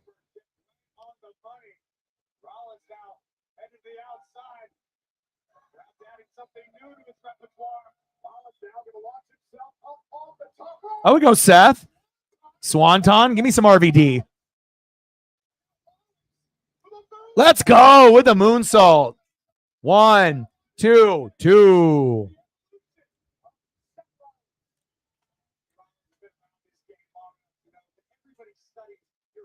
And it's not like I'm trying to shit on Damian Priest and, his upbringing into the business and all the hardships that he had to go through. I don't want to take anything away from him, but I'm just saying from me as a fan, I don't really, regardless if Priest has a belt or not, it's like I like Judgment Day, the faction, but I'm not really a Damian Priest fan per se. There's a lot of other wrestlers that I enjoy other than him. Now, do I appreciate that he's a part of WWE? Yes. I'm glad that he is a part of Judgment Day, but again, I just, he just doesn't really do it for me personally.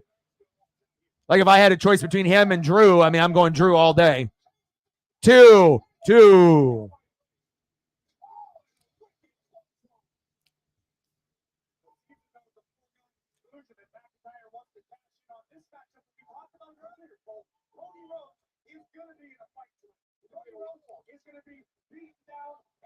But I do like the fact that they ended up, giving an opportunity to a guy like Damian Priest. Because let's be honest, in most cases, if it was like the old school Vince, right, Priest would probably never have a belt in his career,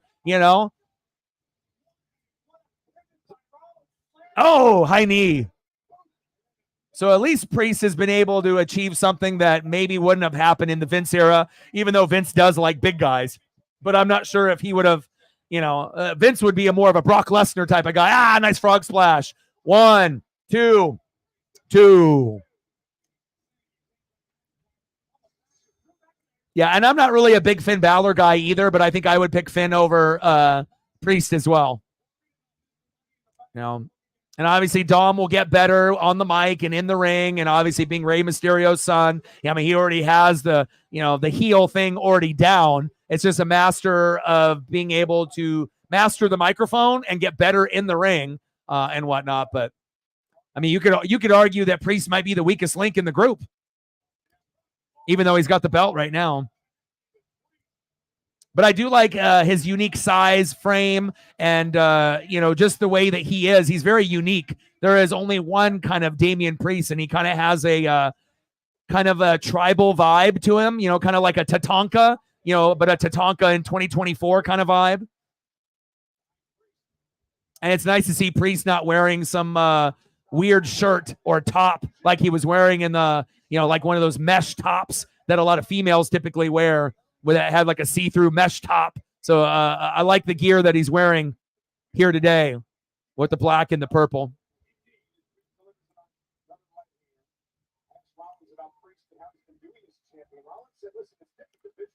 High risk maneuver here. Priest on the top rope with Seth.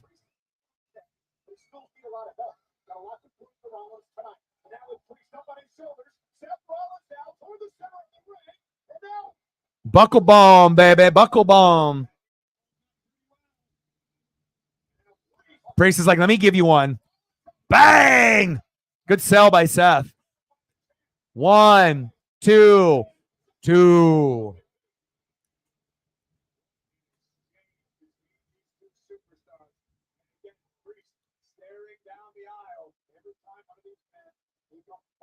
In this matchup, the other will look down to the entranceway. Think about the other repercussions that could follow Damian Priest should he lose tonight. He's got to leave the judgment table. That is like cutting the head off of the snake right now. What does that mean for Judgment Day as a whole? It'll crumble. Well, what about Seth Rollins if he doesn't win tonight? Appreciate you, Reefer.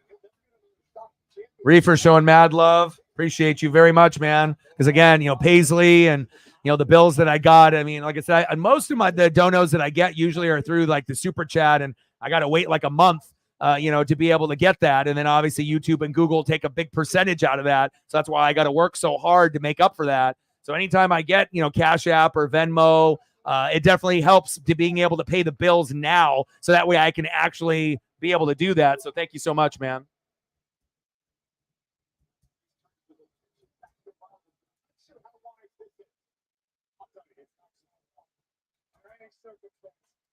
Appreciate you, Reefer.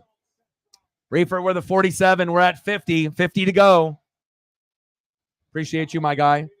Let me know what you want to do for photos once we get into the intermission of this match before we get into the women's. Stacks on stacks, racks on racks, a little cactus jack. Bang, bang. $47 dono to help pay bills and take care of my pup. Thank you, man.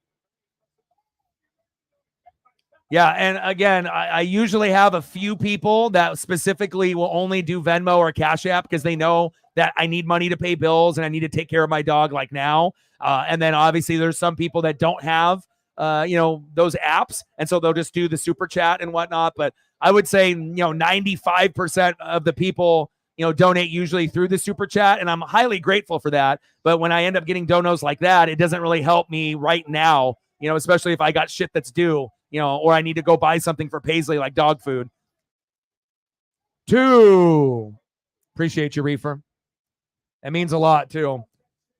Because I think I probably only have like maybe 5 people, that will specifically go like that route to help me out to make sure, but you never know out of those, 3, 4, 5 people if they're going to be able to do it or if they have other things going on in their life, with their finances. So, but I thank you. Appreciate you very, very much. Paisley thanks you as well. Even a bag of dog food for me costs like $80 to $83. So, and it's not like I have too many bills, but just the basic stuff, paying for the internet bill to continue streaming and doing the dream, cell phone, just like basic stuff, just so that way I can continue grinding. So thank you, brother.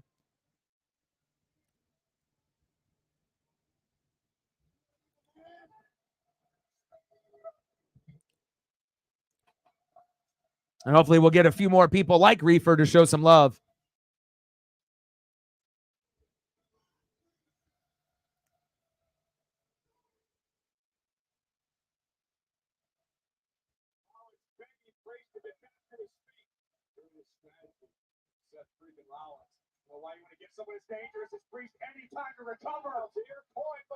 Razor's Edge. Oh, good execution there by Priest. 1, 2, 2. Damian Priest, a poor man's Scott Hall.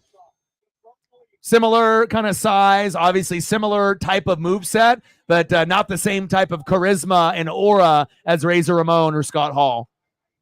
I haven't really gotten too emotional when too many guys have passed away, but again, I definitely shed a tear for Macho Man and Miss Elizabeth, and I definitely, shed a tear for Scott Hall. That was my guy. I'm a big NWO guy. I got a lot of the merch, the clothes, the jackets, the figures, you name it, I got it.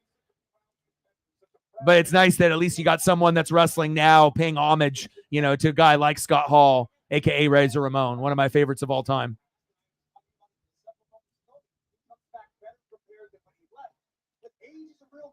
Means a lot, bro.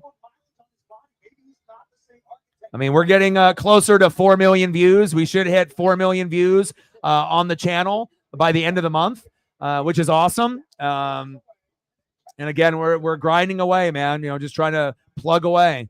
20,300, 20,400, eventually get to 21,000, then 25, 30, 50, and then eventually 100,000 subs. Seth, top rope, suplex, superplex, hangs on. Do it again. Oh, nice counter by Priest. A nice counter again. Yeah, Falcon Arrow. 1, 2. 2. It was like a 3 count there, like the ref fucked up. It was like 1, 2, and then instead of like pulling up, he kind of kept his hand like down by the mat, like it was like over, right? Oh, here comes Drew.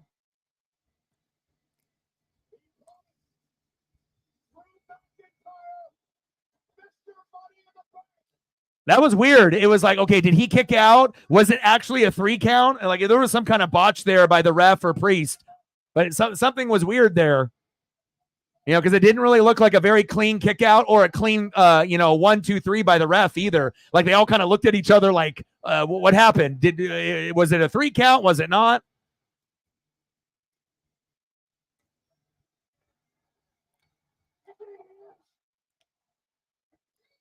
And Drew is cashing in. We're going to get Drew to be champ here. They better not have him not cash in. The worst is when they try to cash in and then they don't. But we'll see. Uh-oh. Nice counter. Boom, baby. There we go. Nice kip up. Claymore. 1, 2, 3. Bang, bang, bang. New champion. Let's go. 2 of my favorites in the ring at the same time. This is what wrestling is all about right here. My favorite OG and my favorite big man. Oh!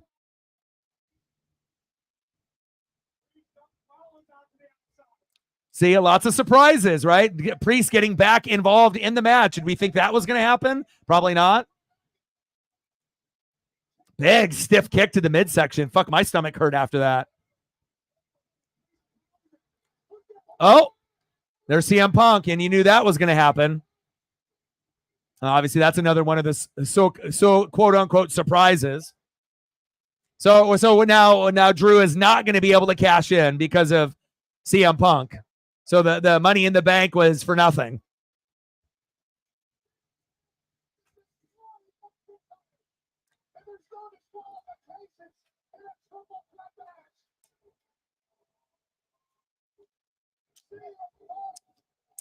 Yeah, me too, Reefer. It's like, okay, you know, you want to do this angle, that's fine, but not with Damian, not with Drew McIntyre. Like anybody but him, you know? Like, it's like, how many times is this guy going to get screwed over, from being able to have some like accomplishments in the wrestling business, Best big man, arguably, on the microphone, best big man that's wrestling today. Like, are we going to be able to let this guy, get his flowers with fans, or is he only going to be champion during COVID with no fans? I mean, come on. Like, does anyone even really give a shit about CM Punk anymore? Let's, like he can talk on the mic, but he can't really wrestle in the ring the same way as back in the day. Some people love him, some people hate him, but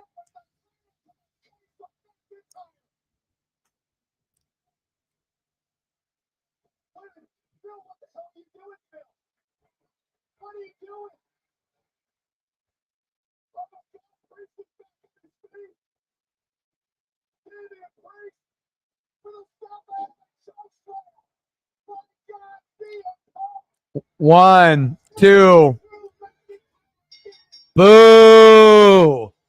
Boo. If this is one of the Triple H surprises, boo. Like, I don't care if this happens to anybody else in the business, but not fucking Drew. It's like, golly. It's like, how much sacrifice do guys like Cody and Drew have to go through before they can actually, have their flowers and to be able to be appreciated? And I get it. You have different story angles and you have different storylines, but fucking A, man. Stop doing this to like my favorite guy. Fuck. The thing is like, does anyone even want to see CM Punk in the ring? Let's be honest. Like, it's like he's not a draw anymore. He's just a nuisance, a run-in, you know? I don't want to say CM Punk is a has-been, but it's like, does anyone really get excited for CM Punk anymore? Let's be honest. Like, does anyone really appreciate what he does in the ring? Like, he can cut a promo and he can still be good on the microphone, but in the ring, I mean, he wrestles like he's 50. Right? I mean, he doesn't do it for me anymore. Maybe when CM Punk was in his prime back in the day when he was straight edge, you know, I wouldn't mind seeing CM Punk back then, but now, not so much.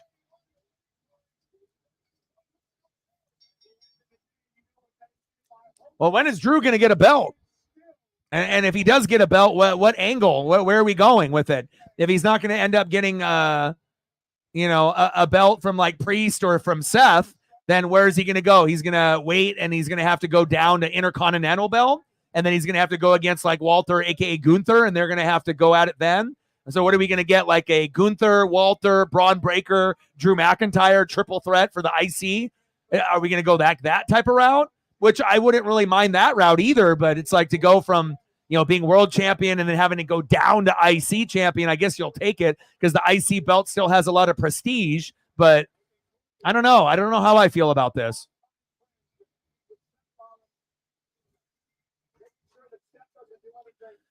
I just hate seeing people cash in and not get rewarded, you know, and it's like most people that cash in the Money in the Bank, they do cash in, like 9 times out of 10. And of course, the one time it doesn't fucking happen, of course it happens to fucking Drew.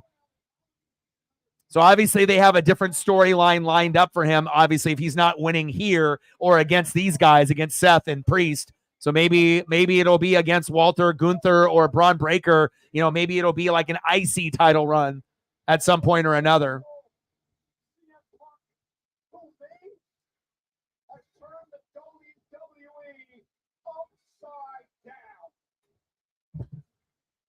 I mean, I'm all for surprises. But man, they are just killing me this year in 2024 with surprises that are like my favorite guys. But I guess you can't always get what you want, right? And sometimes they have a bigger picture planned, even though maybe we can't see that picture right now. So I'll trust Triple H and I'll trust the creative group that hopefully they have something lined up really special in the next year or so for Drew. But that one kind of stings, you know, for him to get the Money in the Bank and then to cash in and then nothing happened. Like, that sucks.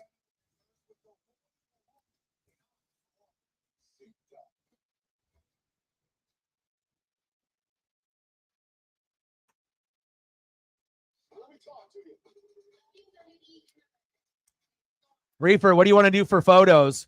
Odin, any photos that you want to be able to see for your earlier dono? Let me know, the two of you. Anything that you guys want to see. It doesn't even have to be wrestling related, but it can be. It could be past wrestlers. It could be old school guys or girls back in the day. It could be guys on the current roster. You just let me know.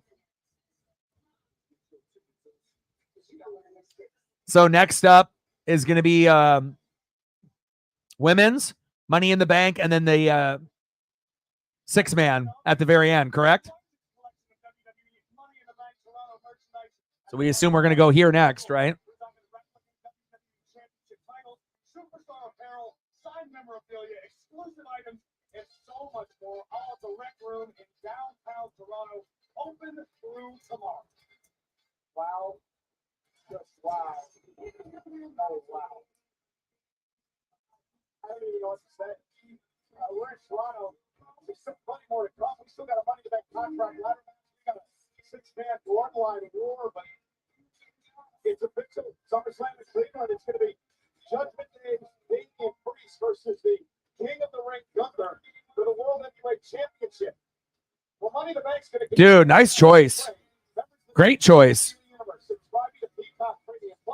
Here's a closer look at the longest reigning Intercontinental Champion in WWE history. The ring champion, the King of the Ring, the challenger for the World Heavyweight title at SummerSlam.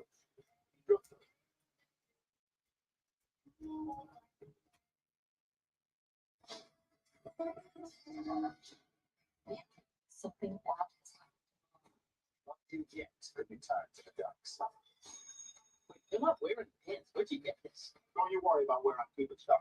Rest in peace, Natty's daddy.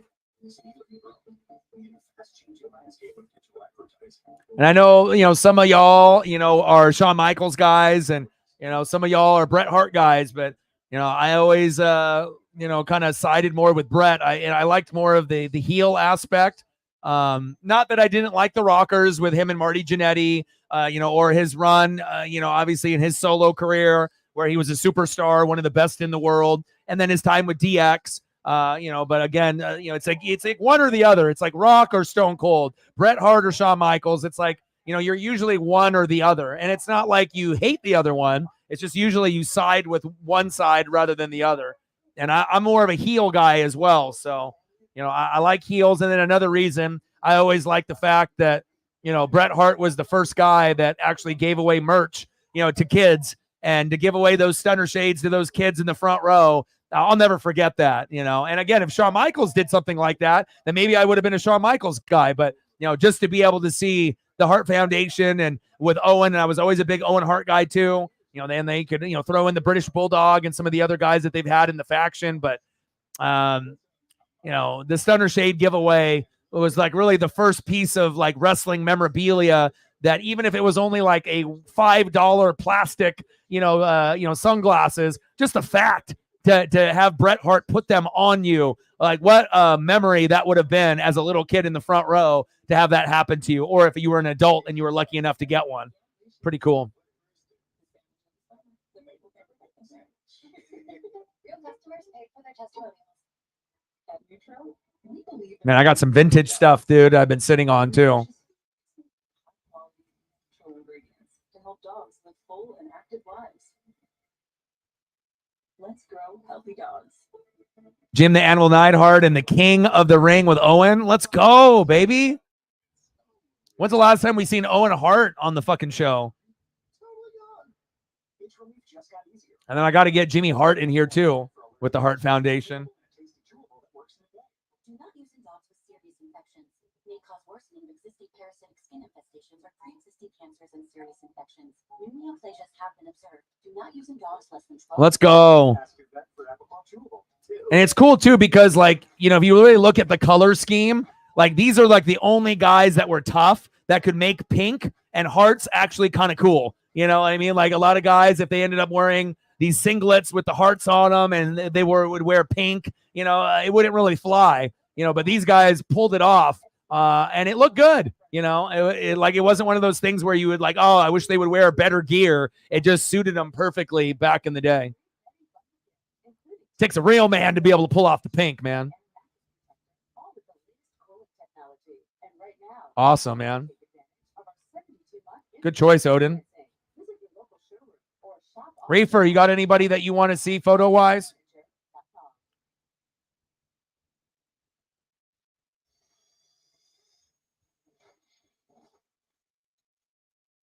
I got another really cool one with Owen I got to share.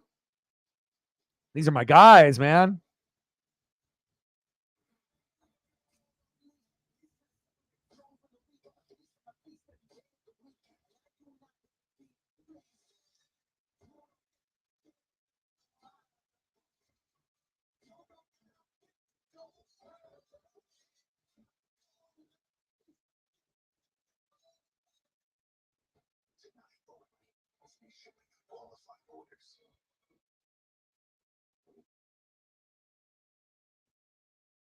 I think this story goes down a path that in their right mind could have ever anticipated.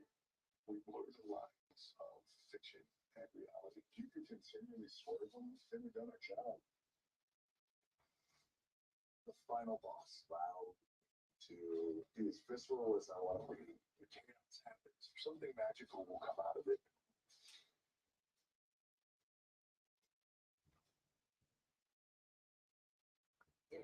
It's been a magical night so far. 2045 here in Toronto, Ontario, Canada, for Money in the Bank. Corey, I can't wait to go behind the curtain immediately following Money in the Bank tonight for the post show. It's going to be incredible. Of course, John Cena's going to be there. He talked about his retirement coming up. What's he have to say? What's he mean by all this? He'll be there. Damian Priest, his reaction, Triple H. Swag. Best technical wrestler of all time, Bret the Hitman Hart. The best there is, the best there was, and the best there ever will be. An official theme song of WWE Money in the Bank. That's featured on the album Bad Habits, available now on Apple Music and Spotify. I mean, if we end up getting like a Gunther, a Drew McIntyre feud, then I'll be totally fine with that. If that's the angle that they're going to go. You know, I just want to make sure that they're not doing my guy Drew dirty, you know. But that's just really disappointing for him to cash in here today and to have that happen. But obviously with the whole CM Punk angle, you knew that probably that was going to happen here today or whenever he was going to cash in, that, you know, Punk was going to get the payback. So White to art class? That's risky. White with coffee. The dangerous endeavor. White to soccer? I'm not gonna slide tackle. He's gonna slide tackle. But now with Tide Oxy White, we can clean our white clothes without using bleach. Even rock some colors. I spread gold. See that? Keep your whites white, even without bleach, with Tide Oxy White. We got this. It's got to be time. Hey, man, ever since you tried 60 in Valley Ranch, let's go, baby. how could you say that? Hidden Valley Ranch. The guy who did this? I wouldn't mind that, but I would want Orton to actually have a belt or go against someone that's not like retiring. You know what I mean? Like, even though they're around that same class that came in like 03, right, with Batista and Brock Lesnar. But Orton is one of those guys that hopefully ends up, you know, going against like Seth Rollins. Like, we need to see like something like that. Like, I want to see top end guys, first ballot Hall of Famer Randy Orton go against first ballot Hall of Famer Seth Rollins. Like, give me something like that, you know, instead of having him wrestle someone that is at the end of their career. You know what I mean? Because like, how good is Cena really in the ring at this point? You know, it's like when you see Undertaker, Rock, Cena, they'll try their hardest, but it ends up being kind of like a 7, you know, like overall. So, right. That's why it was kind of weird with the count there, because they ended up doing the 1 and then the 2 and then the 3, and then everyone looked kind of confused. Like, who won? Did he kick out? Did the ref like not pull his hand away quick enough? Everything about the ending was weird there. Exactly. It's like either Priest forgot to kick out or the music was late. Some depending on the 3 of them, the timing was all off for sure, 100%. You got anybody that you want photos with, Reefer, before we get into the women's Money in the Bank here?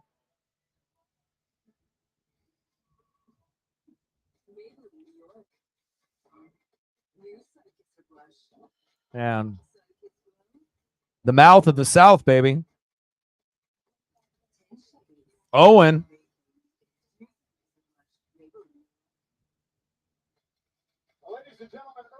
All right, so we're going to be going here. And then we're going to be going here.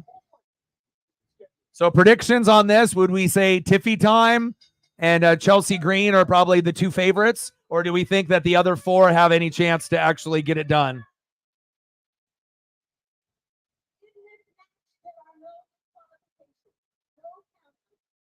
I would assume it'll be Tiffy Time or Chelsea Green. I would be kind of shocked if it ends up being anybody but those 2. I guess it just depends on what angle that they want to go to, and the other person's going to have to wait a little bit or have another feud in line. So who's most deserving between the 2? Like, maybe Tiffy Time is like the most deserving, but Green has gained a lot of momentum in the last month and a half. So like, if they ended up going with Chelsea Green, I don't think anyone would really be shocked. And she's one of the kind of underdogs where normally she's not even in the picture of, you know, any type of thing like this. So for her to get a little bit of notoriety and a little bit of pub and a little bit of push is kind of nice to see. You know, it's kind of like a Sami Zayn where it's like you recognize what they are, but sometimes they have to wait their turn. And maybe this is Chelsea Green's turn. Her, Tiffy Time.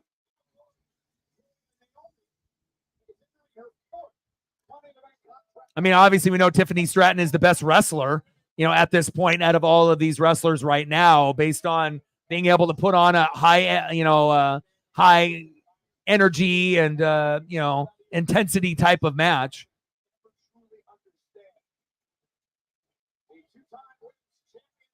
I just wish we didn't have so many freaking injuries in WWE right now with the men and the women. Would have loved to see Tiffany Stratton against Charlotte Flair if Charlotte never had to go to rehab with her leg and whatnot. Charlotte Flair and the Charlotte Flair of this generation. We'll get it at some point. You already know we're going to get that. We'll before it ends up being, too far off in the distant future, we'll definitely end up getting that match.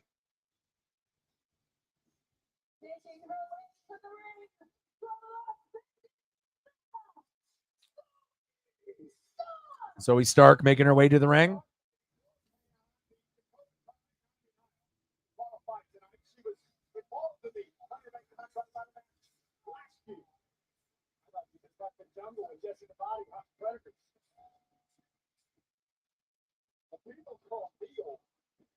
And then this will be the main event. Kevin Owens, Randy Orton, Cody Rhodes. The new bloodline.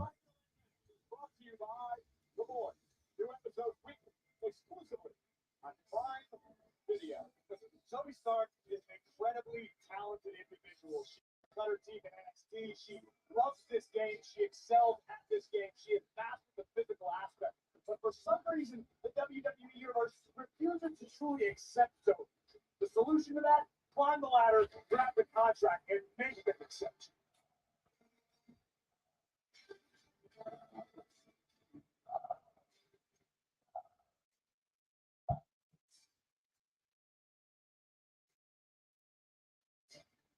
It's the loudest I heard the crowd with a little woo and a little pop in their voice. Okay. All right, Lyra.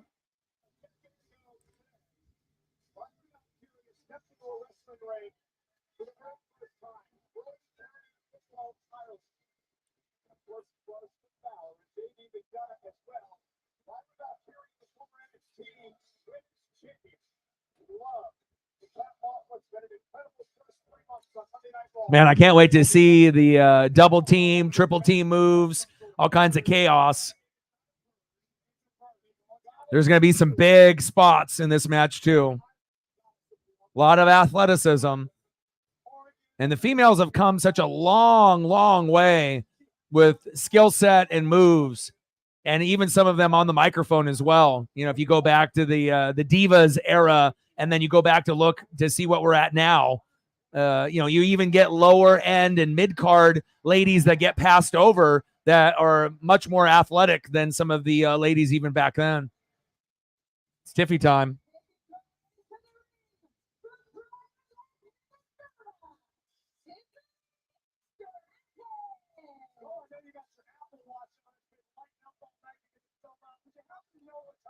She'll be champion at some point or another. It's just a matter of time. She's got the look. She's got the moves. And the best thing about her, though, too, is the high risk. Being able to do the moves like Charlotte Flair. Like if there was anybody that has been in the business that's the closest thing to Charlotte Flair, it's Tiffany Stratton. And again, she's just kind of blossoming right now. She's still got a long ways to go. And she'll get better on the microphone. And obviously, she'll get better in the ring. But it won't surprise me if it is Tiffy time at the end of the day.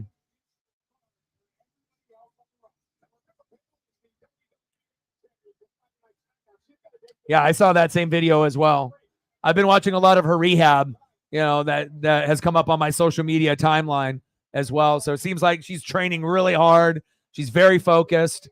And, to be able to get a Tiffany Stratton, Charlotte Flair matchup is going to be like a Bianca Belair, Jade Cargill matchup that we're going to be getting at some point soon too. Them tagging up, them losing the belts, and then eventually them feuding.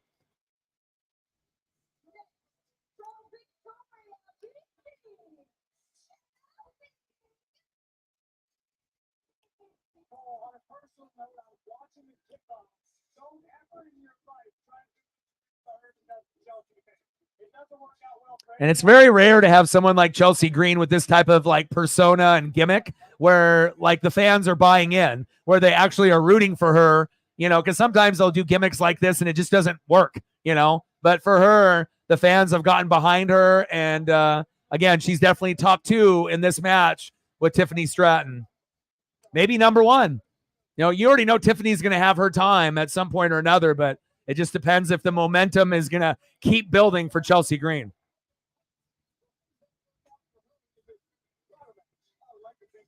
Chelsea is playing mind games, trying to psych out the rest of the field, but I think we might be onto something. This could be a very interesting turn of events. Predictions?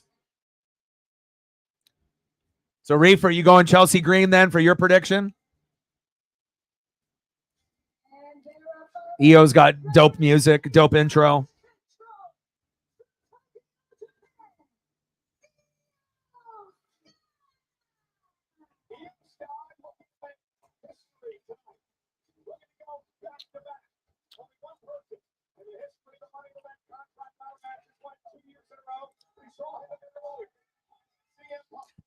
I mean, if we're doing it based off, you know, athleticism and everything else, you know, you would be going Tiffany Stratton. But if you're doing it based off momentum, and if you've been watching, you know, the shows with Raw and SmackDown and NXT, and you've been following all the different storylines and everything else, you would think that Chelsea Green has got the most momentum going in.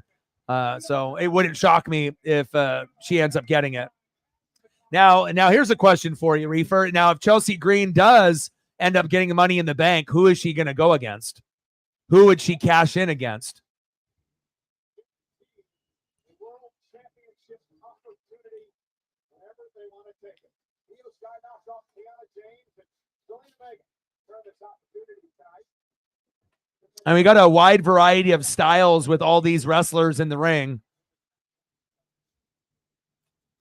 A lot of contradicting styles with each of these wrestlers. Some power, you know, some, you know, more, you know, submission, some more grappling, and some high flying. So this is going to be very interesting to see how these styles clash with each other, because, you know, almost every single one of these wrestlers is so different from another.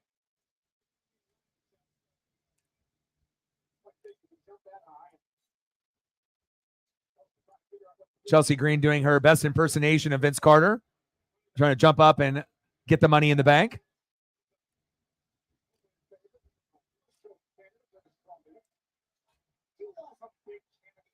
That's what I was going to say. You're on it, man. You are on it, brother. That's exactly what I was thinking.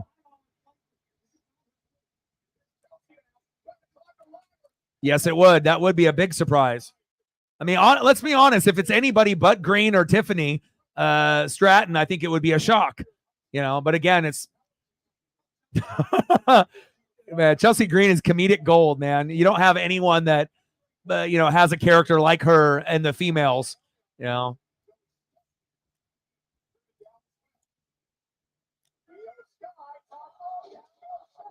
There goes Chelsea.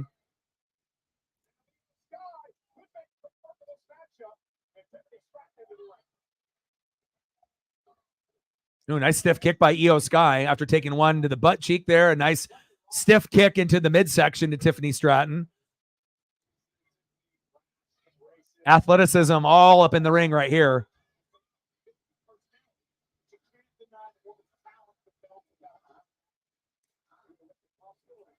I'm liking a lot of the colors and the ring attire for the females here too.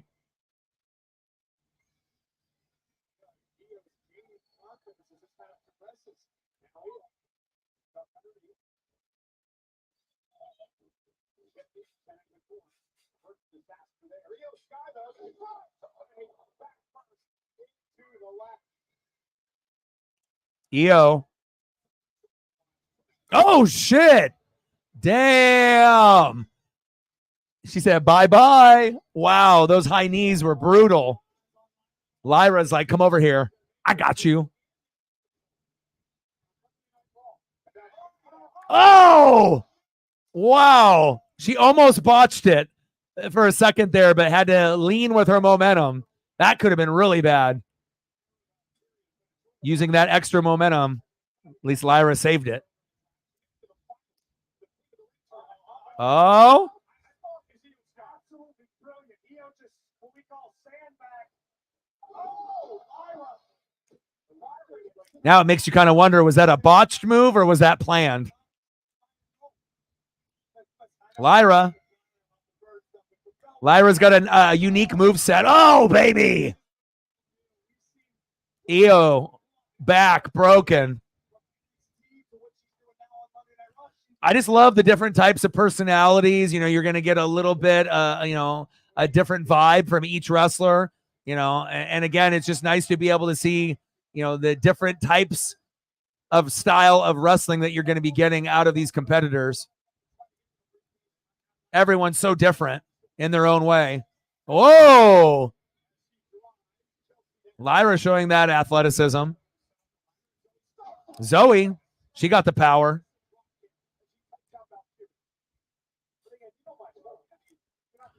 I mean, we have never seen this much talent in the women's ever.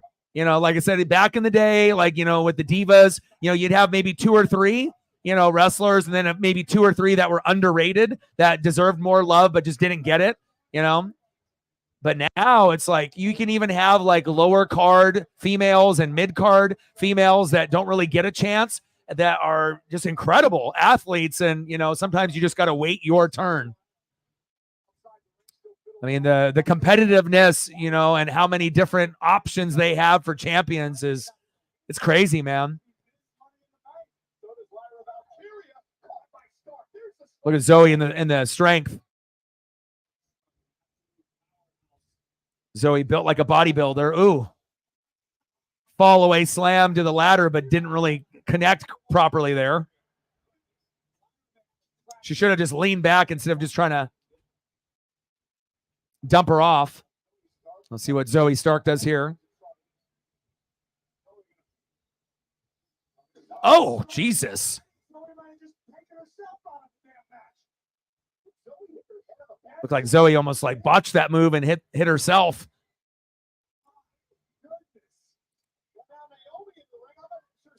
Oh, damn.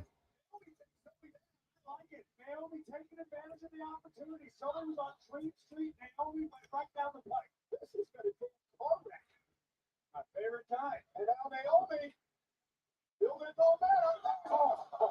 Right drop. Goodness. What about putting it all on the Athleticism through the roof. Naomi, okay, baby. There's almost a hunch that's falling over Scotia. I think everybody in here for the safety of these 6 competitors. Oh.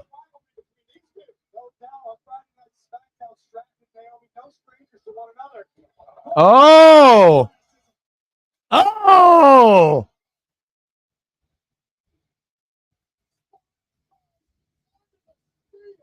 Let's go. Tiffy time, baby.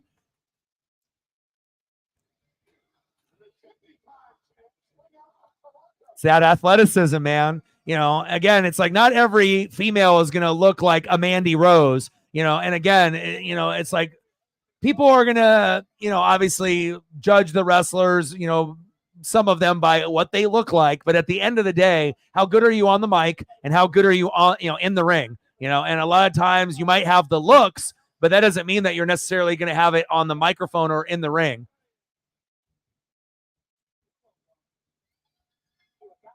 Oh, baby. High risk by Tiffany Stratton.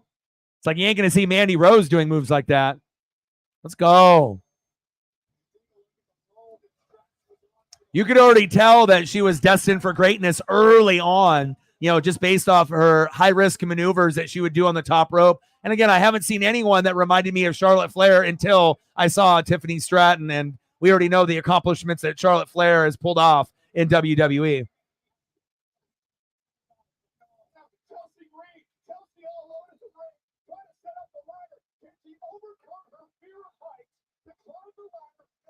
Like, sub, donate, comment, share, help your boy out. You got a Twitter/X. Like and share. Do your boy a solid. And if you haven't smashed the like button yet on the YouTube side, please do. Chelsea Green scaling the 15-foot ladder.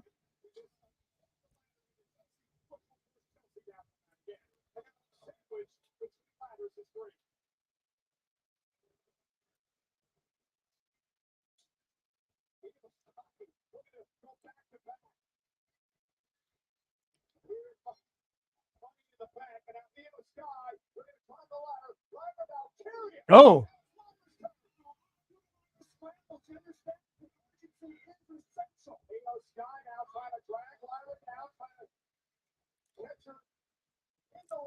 oh shit.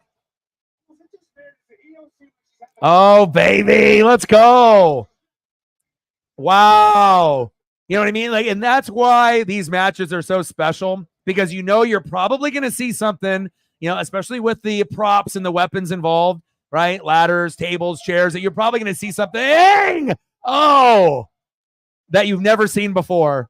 And it's one thing to be caught hanging there, but that could have been really bad. I mean, if that's not executed perfectly right there, that's you're landing on your neck and your head there. Nice job. And then a nice high knee there to get her disconnected from the ladder. Nice job.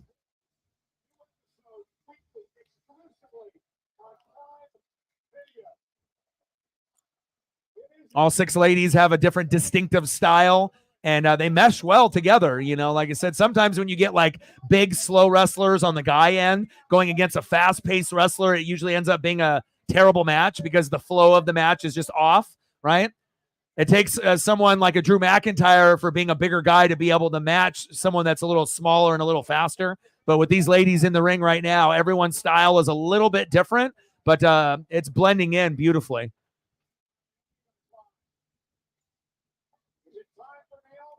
Ooh, what do we got going on here? Double ladders right next to each other. Oh, splits now. Flexibility time, some RVD action.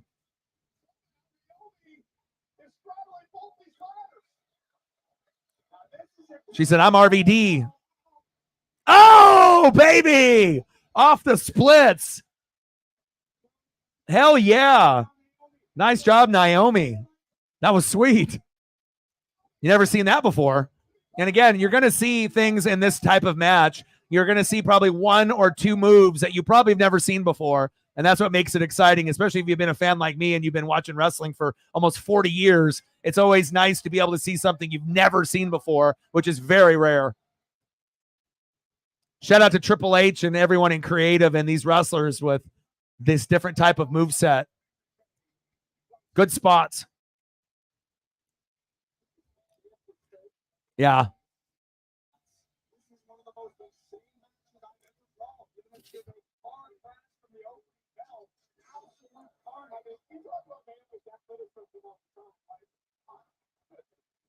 Pulled off the DDT right as that ladder was falling with the momentum and whatnot. Yeah, baby, get the tables. Yeah. We didn't get any tables with the men, so we got to get it for the women's side. Hell yeah. Chelsea's like, let me punch you in the back.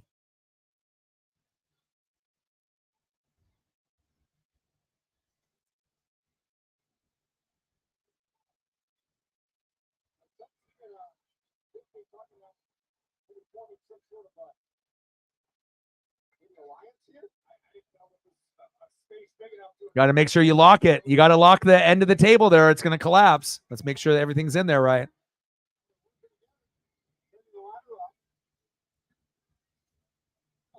Chelsea and Tiffany clearly not used to setting up tables. It's not like they spend a lot of time in picnics and catering people. They have stuff there, people to do this for them. Just figure it out as you go. Yeah, make sure it's locked. There you go.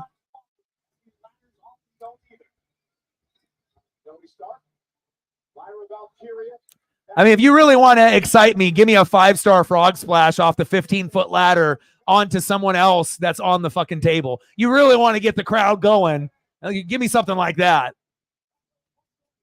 Obviously, it looks like they'll probably get pushed off the ladder into the table. That's what it's looking like. High risk, man. You would have never saw this 20 years ago.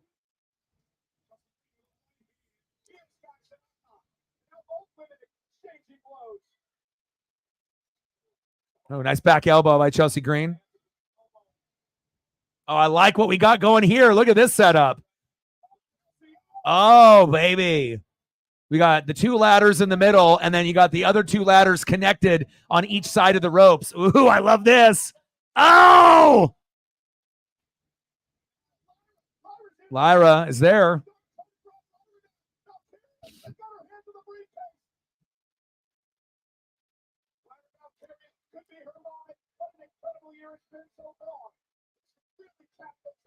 Oh, shit.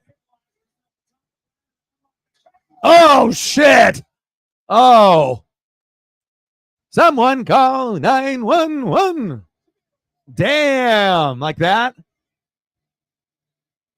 That's a man. Let's go.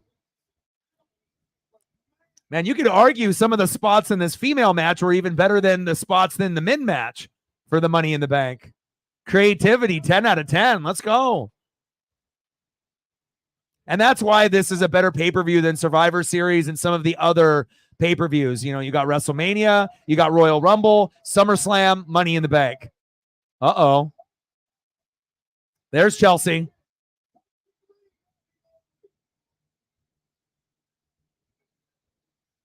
A punch to the butt cheek. A punch to the face. Uh-oh.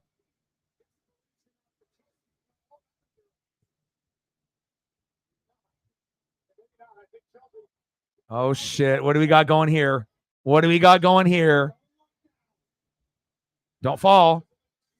Oh!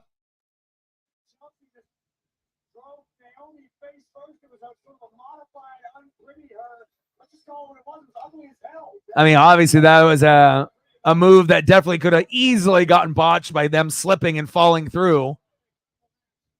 Wasn't the cleanest, but when you got two people doing a balancing act on a ladder that's balancing on a rope. Zoe's there.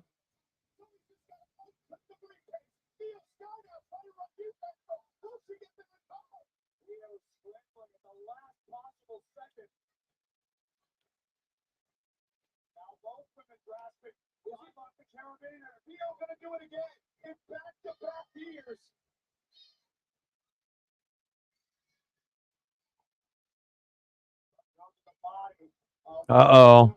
Uh-oh. Shit. It's like you're 15 feet, and Io is small, so that landing is even higher than any of the other wrestlers just based off her size. Oh, shit. Oh, shit. Oh, shit. Let's go. Uh-oh. Oh, my God.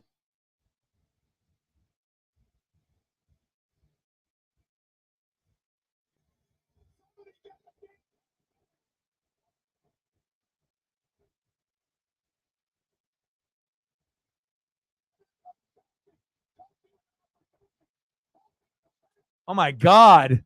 That was very, very. Chelsea's there. And I was going to say there has to be a little bit more build-up here. Oh, Chelsea's going into the table. Oh, shit. Wow. Those two spots were two of the bigger spots that I've seen. And it's Tiffy time. Wow. But it ended up being with Chelsea Green going through the table. And obviously you figured it was going to be one of those two. Who had the most momentum going in? Maybe Chelsea Green, but maybe who's the most deserving? Tiffy time. Wow. Because you would assume at some point Tiffy time is, Tiffany Stratton's going to end up getting the belt. And I think that she would be a better champion than Bayley. I feel with Bayley and her championship run, it's been a little boring. And obviously it would give it a little bit of a spark if Tiffany ends up beating her. And then the era of the Charlotte Flair 2.0 will begin. Wow. Wow. Those two spots were fucking insane. Like, regardless if it's a women's match or a men's match, people could seriously have gotten hurt right there. And both of those moves. Wow.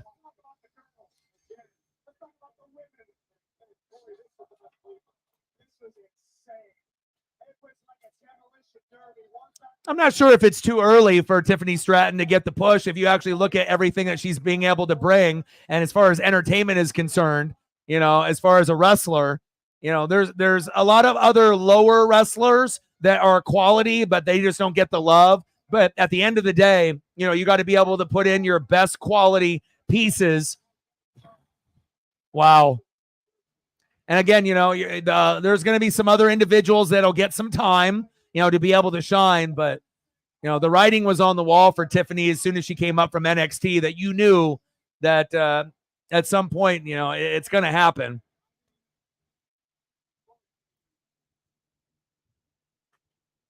Oh, shit. What happened? My Peacock just turned off. What happened there? Whoa, whoa, whoa, whoa, whoa. All right, let me go back.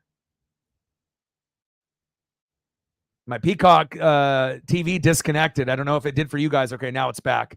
That was weird. All of a sudden, it just disconnected. I was like, oh, hell no.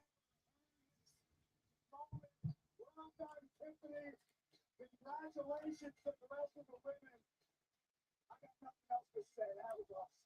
Every single person in this match deserves a standing ovation. Wow. Incredible. Who would have thought that the women's Money in the Bank would be better than the men's based off like moves and creativity and high risk? Man, unbelievable.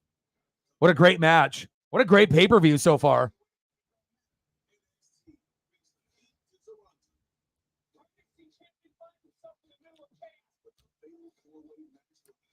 All right, we got one match left.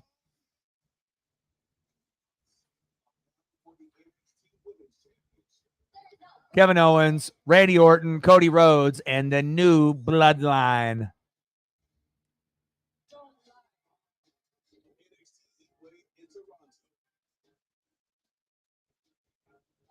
Man, holy cow. There definitely was a few moves there that could have definitely went horribly wrong.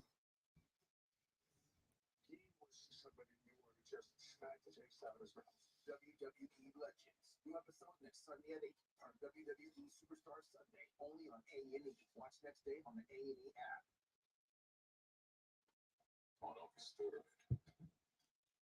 So if we had to give this pay-per-view a number from 1 to 10, what are we giving it right now? I mean, we have to be giving it like a 9 at the very least, right?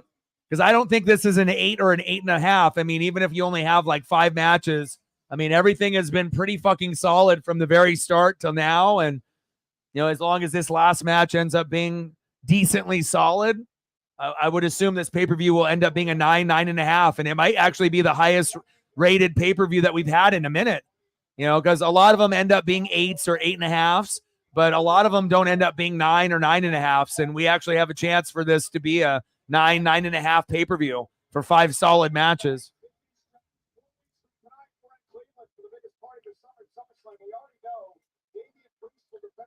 But I would assume, I don't think if you said anything under 9, we're not watching the same pay-per-view, especially with all those crazy spots in the men Money in the Bank and the women's right there. As far as some of the other matches, they're just going to be kind of fillers and whatnot. And then you had a few surprises, but this might be the highest rated pay-per-view this year, if you really think like overall from top to bottom, but we'll see what we get here in this 6-man tag match, if they can end up blowing the house down here with some amazing moves and amazing spots. But it kind of has a feel that it's going to end somewhere between a 9 at the lowest and then 9.5 as the highest.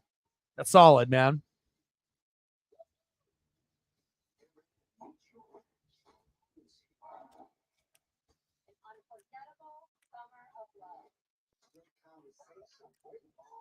Yeah, not traditional, filler matches.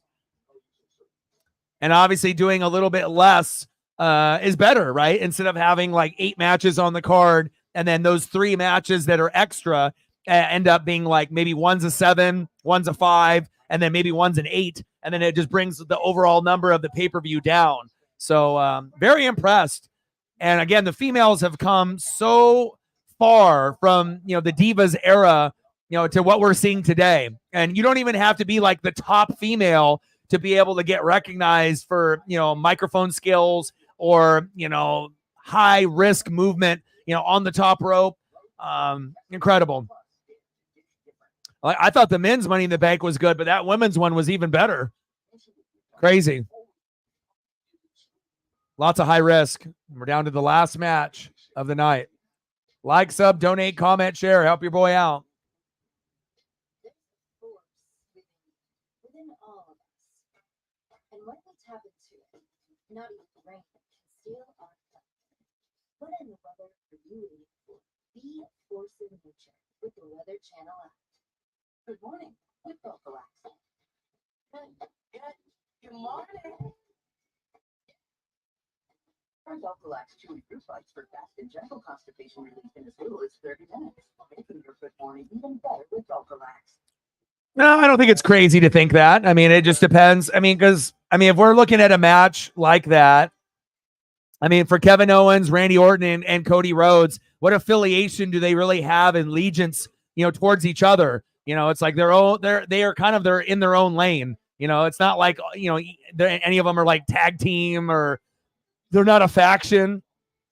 So you're going with, a heel group, that obviously is coming in as the new bloodline. And then you got 3 superstar wrestlers that are incredibly talented and incredibly, fun to watch. But as far as like the group themselves, like really what connects them? Not really anything. You know what I mean? Like they are their own individual superstar. Kevin Owens is great, right? Hall of Famer. Randy Orton, great.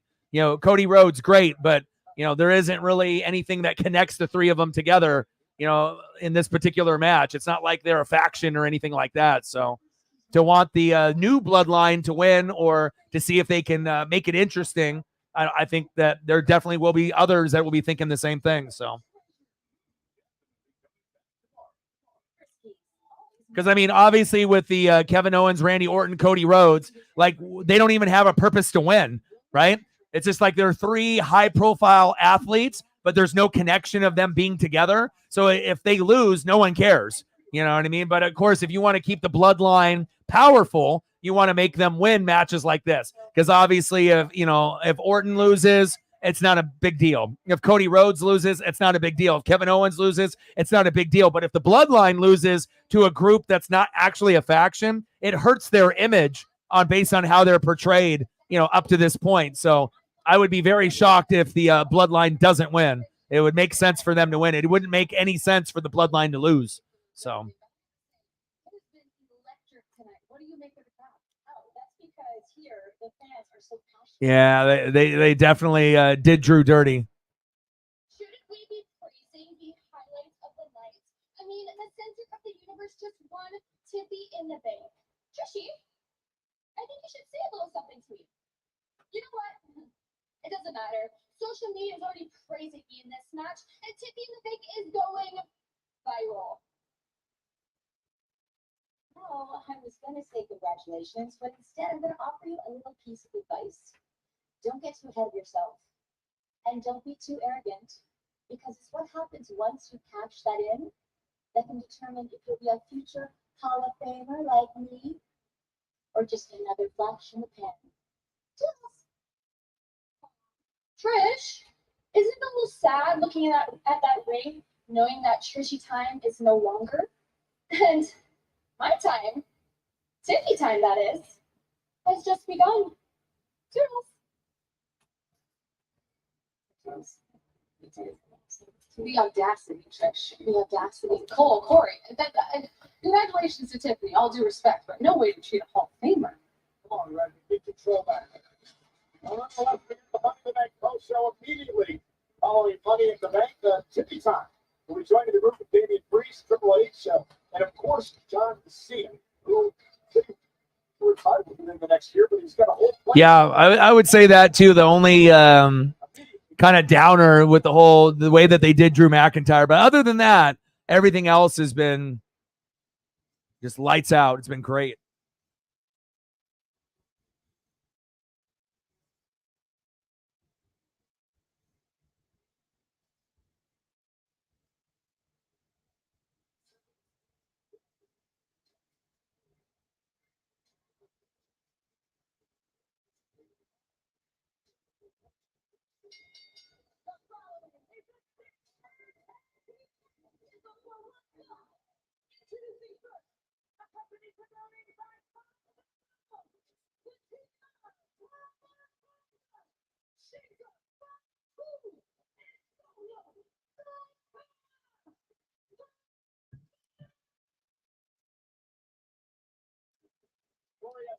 I mean, this bloodline doesn't have the same aura with obviously Roman and Jimmy and Jay and Sammy, and then Solo, right? It's a different type of vibe, but this vibe is more of like thugs. You know, like they don't even have to, like you don't even have to know the names of all the members. You just know that they're just going to be brawlers. They're going to jump you. They're going to have a bunch of beat downs. There's a lot of athleticism there, you know, and I feel it's a different type of vibe for sure.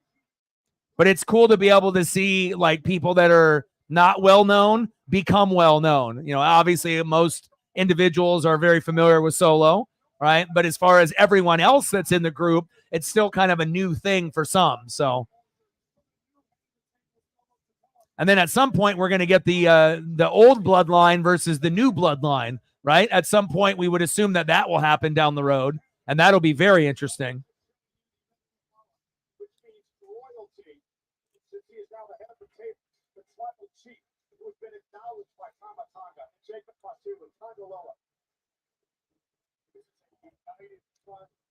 Yeah, Jacob Fatu's athleticism is ridiculous. I don't know if anybody can stop this bloodline. Solo Sikoa said, imagine if they ended up just having everyone join the bloodline and it ended up being like NWO and they would just jump people and beat everybody down. Then they end up having like 12 members or something, all the different cousins and brothers. Here we go, baby. Canada's finest, Kevin Owens. Love me some Kevin Owens. Love me some Cody Rhodes, but I can't wait for Cody to go heel. But now you got the faces coming out. Owens, Orton, and Rhodes.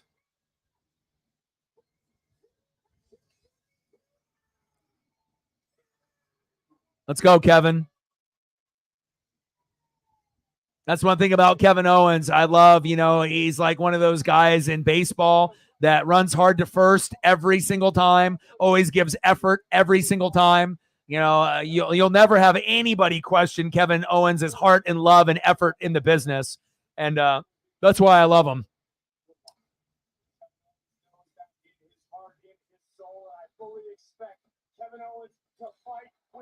Let's go. 120 people in the building. What's good? Happy Saturday. We're on the main event now here in Money in the Bank 2024. Let's go. Kevin Owens, Randy Orton, Cody Rhodes versus the Bloodline, the new Bloodline.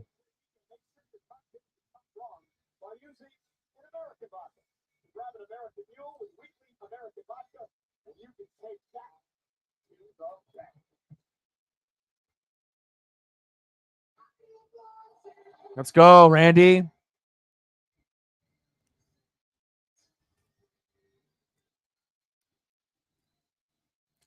Yeah, I was going to say there's only two things that I you know, if we're going to critique it like we do on every pay-per-view. Number one, the way that they did Drew. And number two, this crowd is not up to par. You know what I mean? Not up to a normal Canada crowd level, you know. And when they end up going to Calgary, Alberta, Canada, and you end up seeing how Calgary's crowd compared to Toronto's crowd. And I don't know if it's the whole Kendrick Drake beef or what's going on, but you know, it just seems like these fans are uninterested and tired. They're not really loud. They don't really cheer. It's a little bit of a shock. You know, it almost feels like an America crowd, to be honest, and that's not good. You know, you want the Canada crowd to be like, wow, we need to do more pay-per-views in Canada. Not like, okay, well, this is a very similar crowd to anywhere in the United States. But, you know, on a scale of 1 to 10, this crowd is a 5. I'm disappointed with that.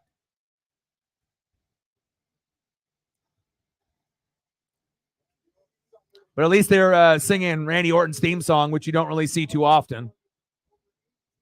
But other than the crowd being a little quiet, and then the Drew McIntyre situation, everything else has been great. Fantastic.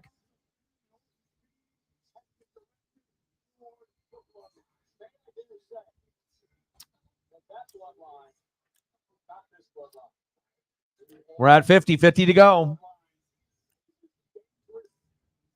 Any group that in the absence of morality, or there was at least a code once upon a time within the bloodline. They operated by their rules, but they had rules. What we're seeing now is absolute lawlessness.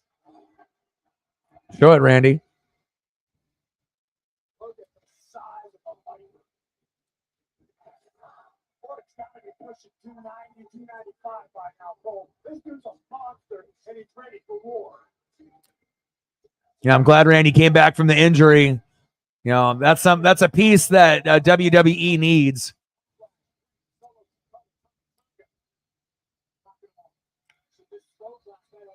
All right, Cody Rhodes coming out here last.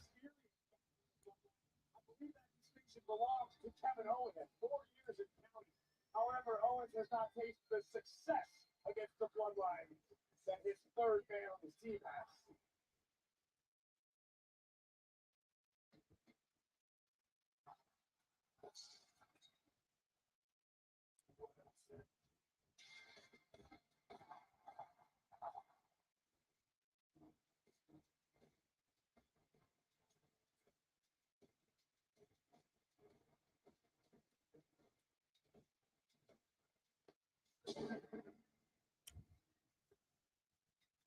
See if the crowd can even get going here for Cody Rhodes.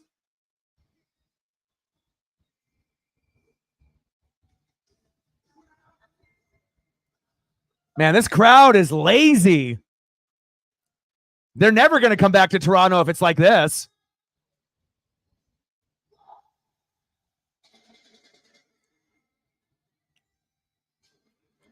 It's like, did they just get like every single individual like hung over from the night before? My God.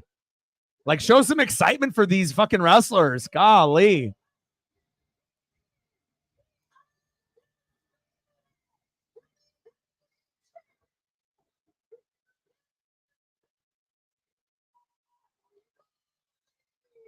Rhodes. Otani just homered. Hell yeah. Showtime.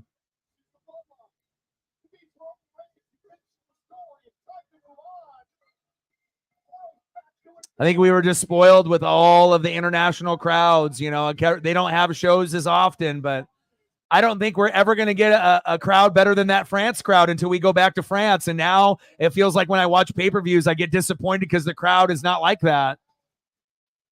And I know that's very high expectations, but when you get spoiled like that from these international crowds, and then you have, you know, a crowd that is just, you know, not really showing any energy, it definitely brings the pay-per-view down a little bit.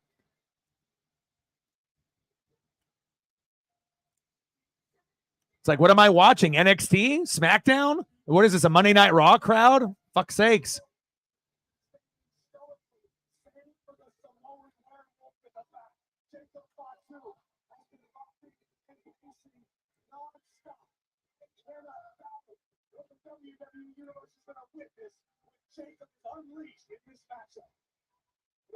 All right, baby.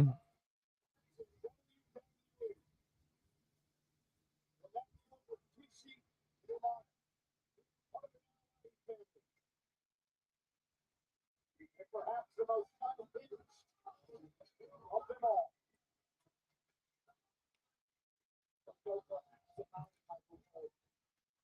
What's on the NXT card? I'm going to be doing the Mariners and the Blue Jays at 1. What time is the NXT pay-per-view at? Is that on at 5? And what's the card look like?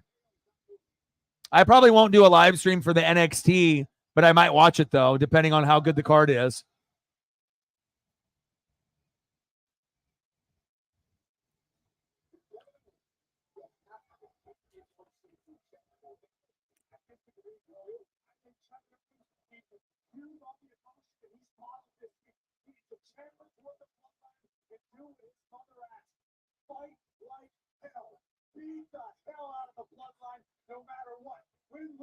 But we'll stream tomorrow from like 1 o'clock to 3:30 for Mariners, Blue Jays, game number 3, the rubber match. George Kirby on the mound against Jose Barrios. We'll take Monday off, and then we'll be back on Tuesday at 6:30 Pacific for the Mariners going on the road to the Padres for Elliott's team. Super stoked about that. Padres are the real deal. They're a sleeper team in the National League. And I don't know if we're going to be able to win 2 out of 3 on the road, but that's what we'll be shooting for.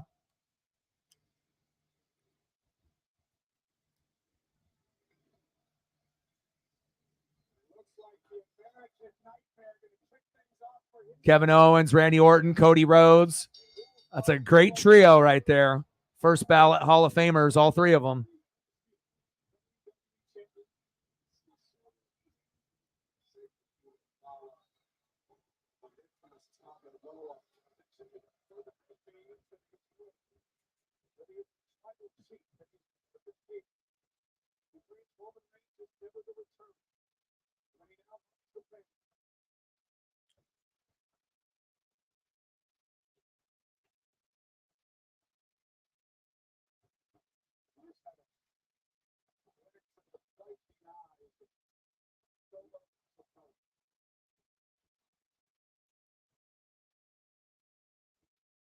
The WWE Universe agreed in unison that Solo usurped the seat at the table. The facts are the facts. Solo is in charge of the bloodline right now. We're in the main event of Money in the Bank, and here we go. It will be the picture of the bloodline. Mama Tonga, who will start things off. The card looks jam-packed.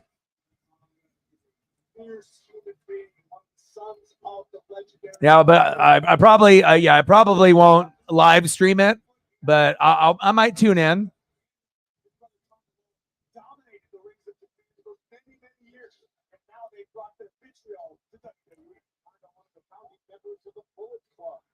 But I'm also going to be watching a NASCAR Cup Series, the Chicago race. I ended up watching the Xfinity race today. So they're in the street race in Chicago, which is a very unique race too. So I'll be watching Mariners, and then I'll probably record the NASCAR Cup race on my DVR and probably watch that, and then maybe watch a little bit of that NXT pay-per-view tomorrow.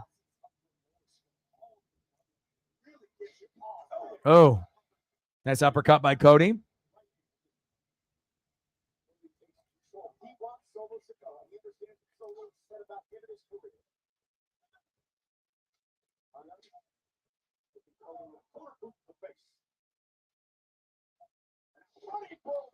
Nice little bulldog by Cody Rhodes.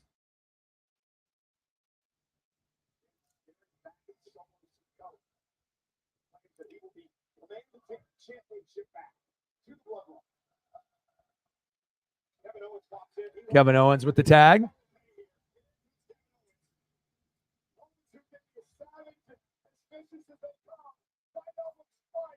Owens got that Stone Cold in him, you know, even though LA Knight tries to do those stomps, but it's not, for when LA Knight does it, it doesn't really seem like authentic, you know, feels like just kind of playing off The Rock and Stone Cold. And again, you know, the gimmick works now, you know, and there's not a lot of guys that are over 40 that can have success like DDP and LA Knight have had, but like Kevin Owens is more authentic, you know, it's not like some gimmick he's trying to take from someone else. He's Kevin Owens.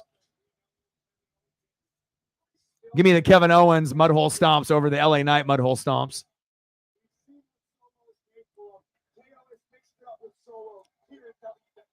Cody back in with the tag from Kevin Owens. Let's get Randy Orton in there, damn it.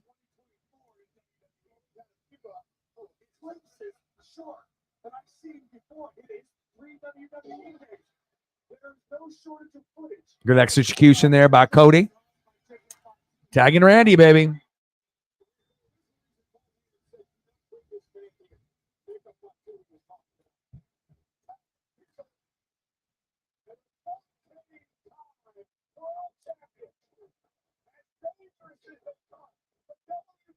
Like, when's Randy Orton going to have a belt?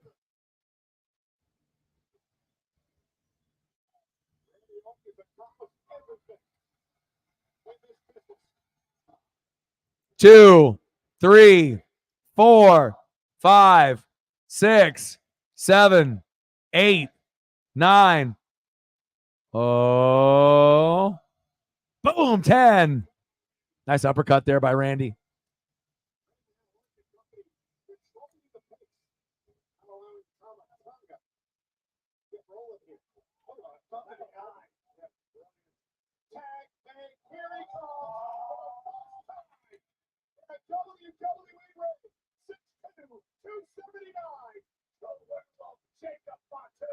All right, let me see Jacob Fatu, man. Let me see this.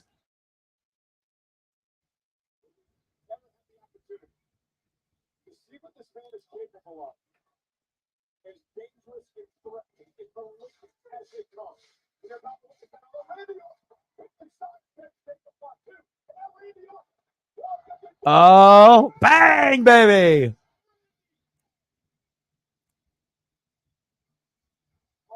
Jacob Fatu got some ridiculous moves, man.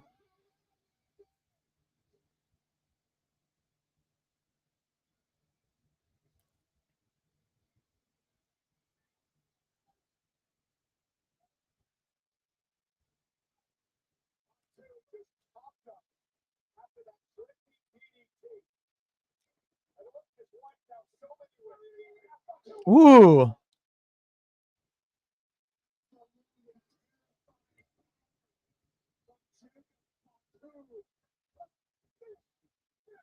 Oh.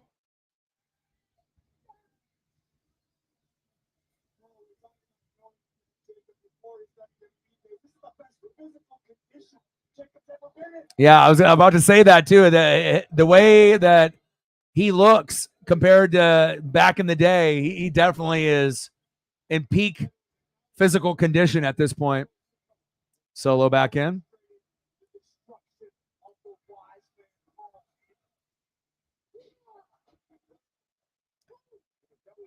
They like the fuck you solo, huh? That's the only time that the Toronto crowd can chant, huh?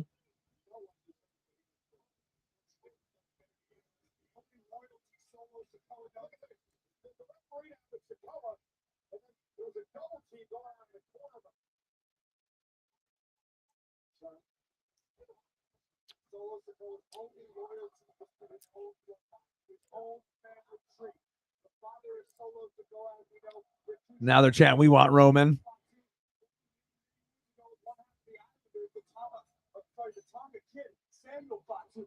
Two guys who ruled over WWE decades ago. The bloodline still in full effect and more dangerous than ever. As they say, out for second.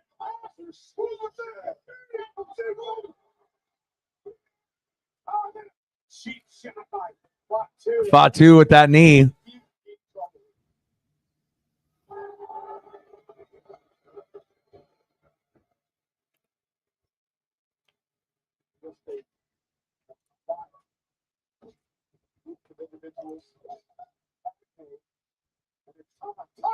Oh, Tamatonga.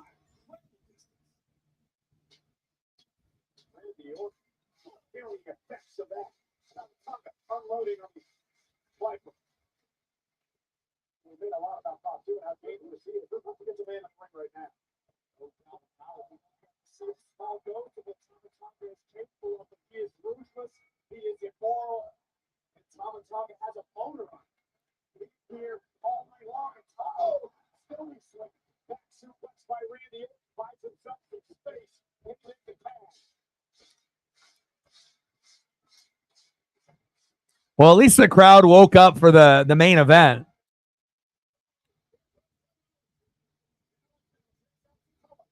There we go, Owens.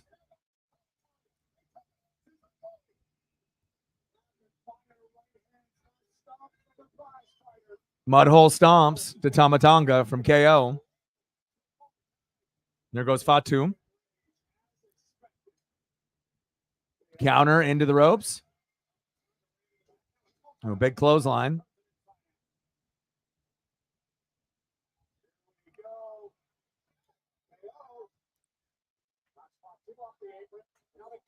Oh, nice cannonball. You need a new phone. Is your phone is like fucked up? Is it like an older phone? Swanton by KO. 1, 2, 2.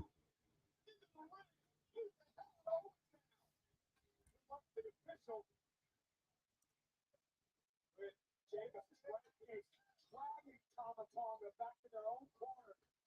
So the werewolf could get himself. And Jason Ayers can have his hands full in this matchup. Now the headbutt from Fatu. Smart decision for Jason Ayers to get the Royal Canadian Mounted Police on standby because this thing can get out of hand in a hurry. The actual bounties. Another headbutt. Nice headbutt by Fatu. Just old. Yeah, that sucks. When the battery, you have to have like your charger in a certain like position, and or the battery just drains so quickly. You know, like all of a sudden you're at 100%, and then you barely use your phone, and then you're at like 50 or 40. You're like, I just charged it. I've had that problem too in the past. Battery is just done. Gotta get a new one, new phone.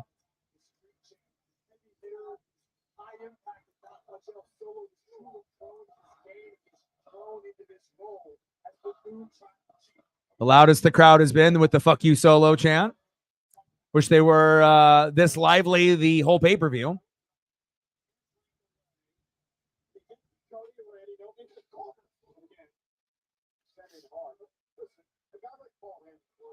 It's good up to about 40, and then it go to 0. Yeah.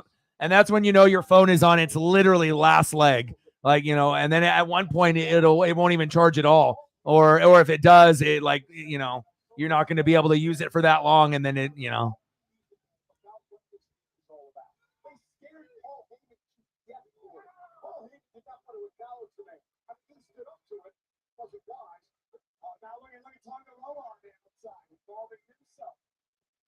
Right. Listen, as questionable as Paul Heyman's morals have been historically speaking, we're talking about the man who once led the Samoan SWAT team to success.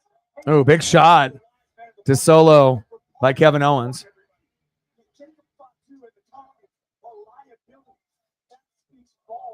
ran a company with a bunch of crazies running around for years and years and years, and still he's over these guys. Pretty sure criminal record was a job requirement in ECW, and he is terrified of Jacob Fatu. Now Sikoa just barking at Owens. And Solo Sikoa has just really taken on this leadership role. And it's amazing. He was the right-hand man. He was the enforcer. And he learned from Roman Reigns. Oh. He's taking it to another level.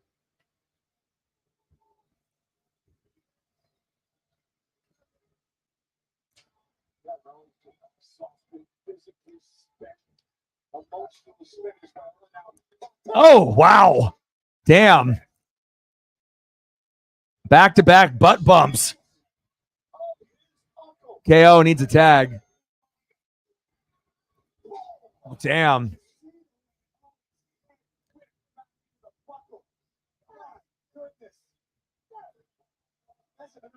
They love the headbutts.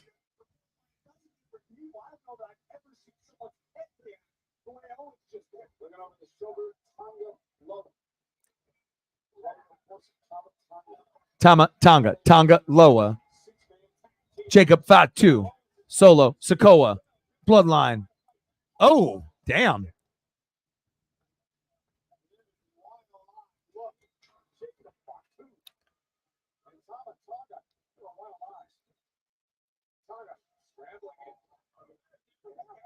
Now listen, this is what I have a problem.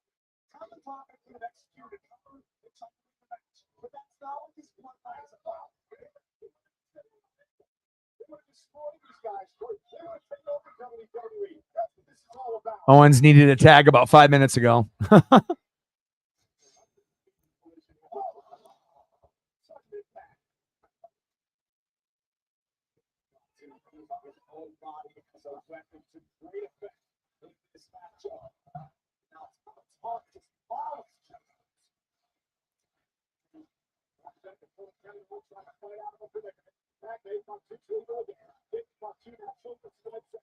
They're beating the shit out of him in the corner.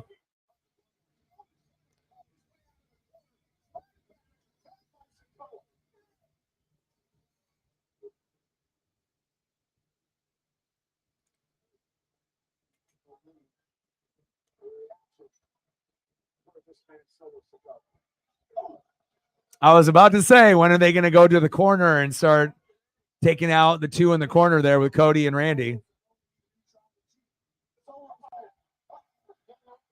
Oh, here we go.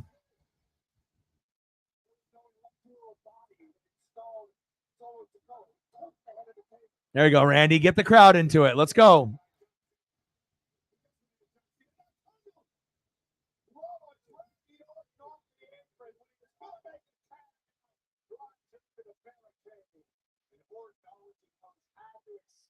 Some sort of involvement from Tongaloa, the infamous Tongaloa, a powerhouse of an athlete, just as ruthless as the rest of the bloodline. And unfortunately, Tongaloa doesn't get to play tonight. And we talked about how dangerous the Worlds of Destiny were, right? What about this bloodline now? They trump that. I'm not sure if this should have been the main event. I know, you got the bloodline, the new bloodline, right? And then you got Kevin Owens and you got Randy Orton and you got Cody Rhodes and, how big of a superstar those three are, but I'm not really sure if they should have ended the pay-per-view off with this particular match. I think it would have been better off with one of the Money in the Bank matches to end with one of those, either the men's or the women's.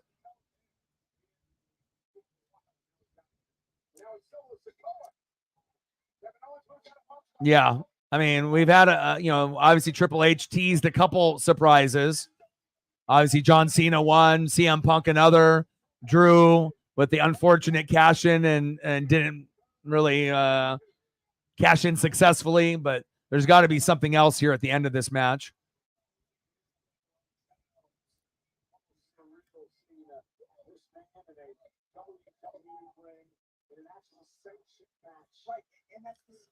But what's the surprise going to be? That's the question. Another bloodline member, another cousin, another Tamatonga, Tongaloa, Jacob Fatu, Jacob Tutu. I mean, are they going to add somebody else? I wonder what's going to happen here at the end. But matches like this, for me, when there's nothing really on the line, they sometimes are a little boring to me. It's like, I get it. You main evented this because of Cody Rhodes, specifically because of how popular he is and, and where he sits, right now as far as the pecking order in WWE. But I don't know. I don't think I would have ended the pay-per-view with this match. But at least the crowd decided to, start cheering for once. Here comes Cody. I don't know. I would just prefer to end a pay-per-view with something on the line rather than a match that has nothing on the line.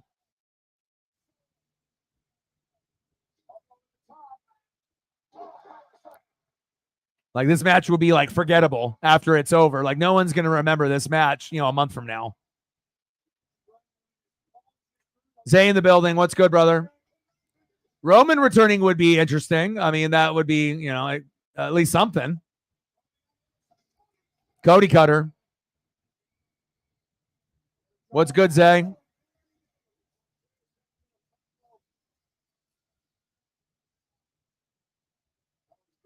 High risk for Cody Rhodes. Suicide dive. And I'll be live tomorrow at 1 o'clock Pacific for the Blue Jays Mariners. Game number 3 in the rubber match. Seeing if the Mariners can win one more. They win 2 out of 3. Ooh, Tongaloa hit his head hard on the table there.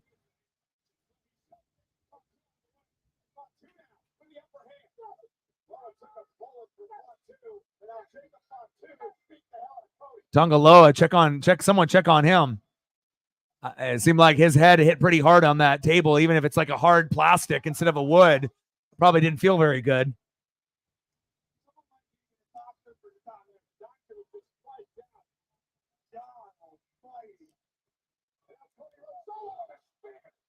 Solo with the spear. 2.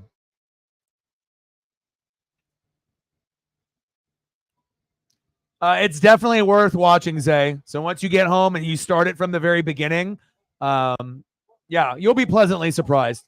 There'll be some things that, like in every pay-per-view, that might be a little questionable, and whatnot, and you're not going to be able to make every fan happy. But the men's and women's Money in the Bank definitely did not disappoint. I'll leave it at that.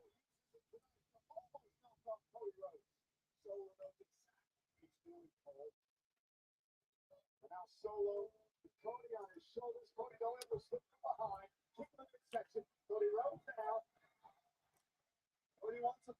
Cody setting up pedigree, countered. Oh, there goes the ref.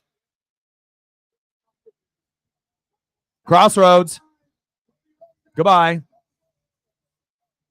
But the ref is done.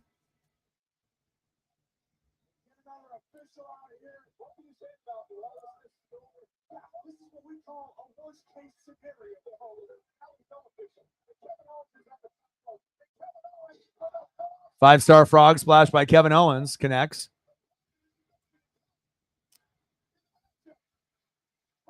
Like, who's going to come down into the ring? Is it going to be Roman in a referee uniform? Viper mode activated. RKO, baby. Yeah, you can definitely tell something's going to happen. Oh, yeah. Nate versus Jorge. Should be good. What time does that start, Zay? It's not on right now, is it?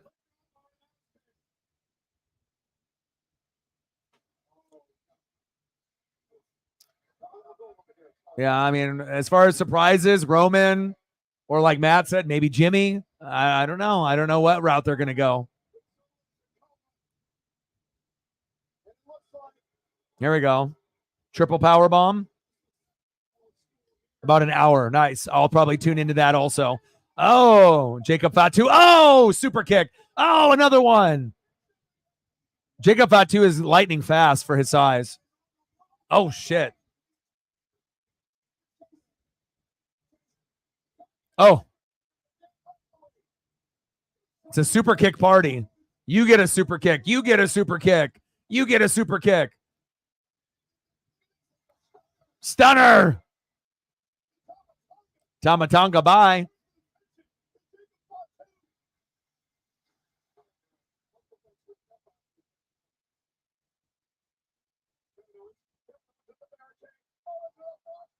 Yeah, frog splash into the table. Who's your prediction? Nate or Jorge? Zay? Is there a particular fighter you like more?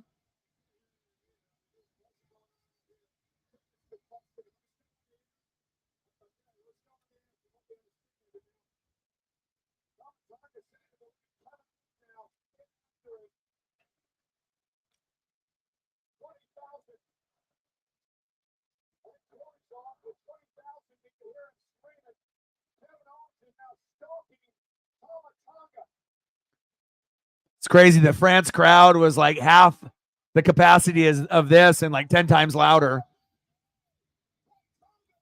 Tonga low with 2 low blows. Low blowed him and low blowed him again. Yeah.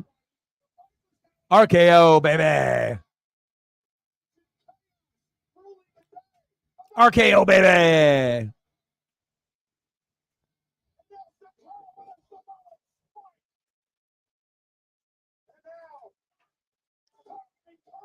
Crossroads. Goodbye. Do it again. I need 3. Give me 3 crossroads. Number 2. Give me 1 more. You got to do 3. Cody going for the 3rd crossroads. Get up. Solo, you fat ass. There we go. Uh-oh. Oh.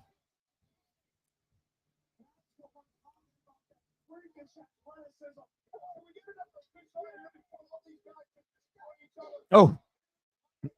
Nice implant DDT there by Jacob Fatu, the most athletic bloodline member by a lot.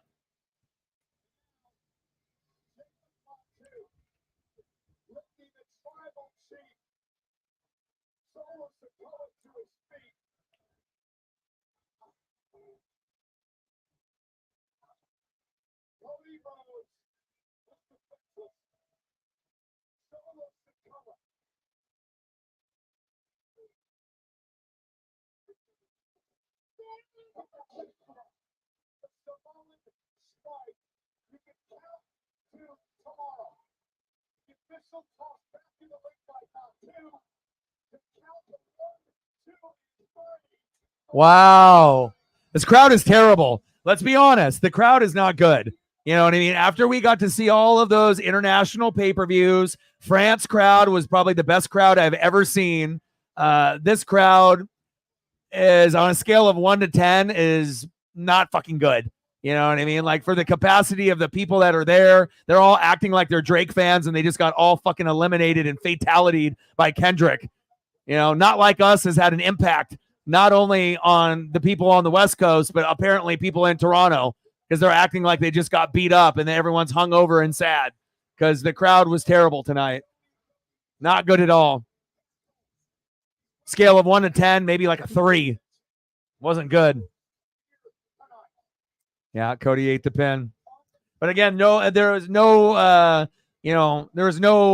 meaning for, the faces to win, There was nothing on the line for Cody to win or for, Kevin Owens to get the pin or Randy. It's just, 3 Hall of Fame wrestlers that are fun to watch, but that have no connection to one another, going against the bloodline. So it's kind of like the writing is already on the wall before the match even starts. So Courtesy of the bloodline, which allowed Owens to do this to attempt to even the odds. Low there. Really turned this thing around. And then Ricky Orton to deliver some RKOs. And Tamatanga. But before Orton could finish the job, the new tribal chief would strike. And then Jacob Fatu. if this is it, I mean, final number on the card. I mean, this had a chance to be like a 9.5 pay-per-view, but based off Drew, based off the bad crowd, I'm going probably now 8.5 to a 9. It definitely had a chance to, peak at one of the highest overall pay-per-views. But again, you're not going to make every fan happy, but just ending of this match, lack of crowd involvement, what happened with Drew, give me 8.5 to a 9. It definitely didn't end the way that it could have. And I would have ended with a women's Money in the Bank or the men's. Started off with the men's and end with the women's. And this could have been the second to last match. Wow.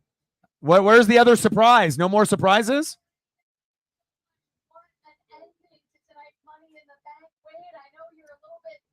Yeah, 8.5 to a 9. It definitely lost a little bit of momentum. It had a good chance to get a little bit higher of a number, but if anyone says 8.5, I don't blame you. It could have been much better there. Again, they went with less matches, quality over quantity, but I think the order of the matches, but really, if the crowd was lit, then I think it would have easily been a 9 no matter what happened, with Drew and the rest of the matches. But since the crowd was ass, that was one of the worst crowds I've ever seen from Canada. And I've watched, hundreds of shows, over the years, and I'm just shocked that this Toronto crowd is this shitty. A Calgary crowd wouldn't have been this bad, but overall, I'm happy that you guys came through to be able to hang out and watch.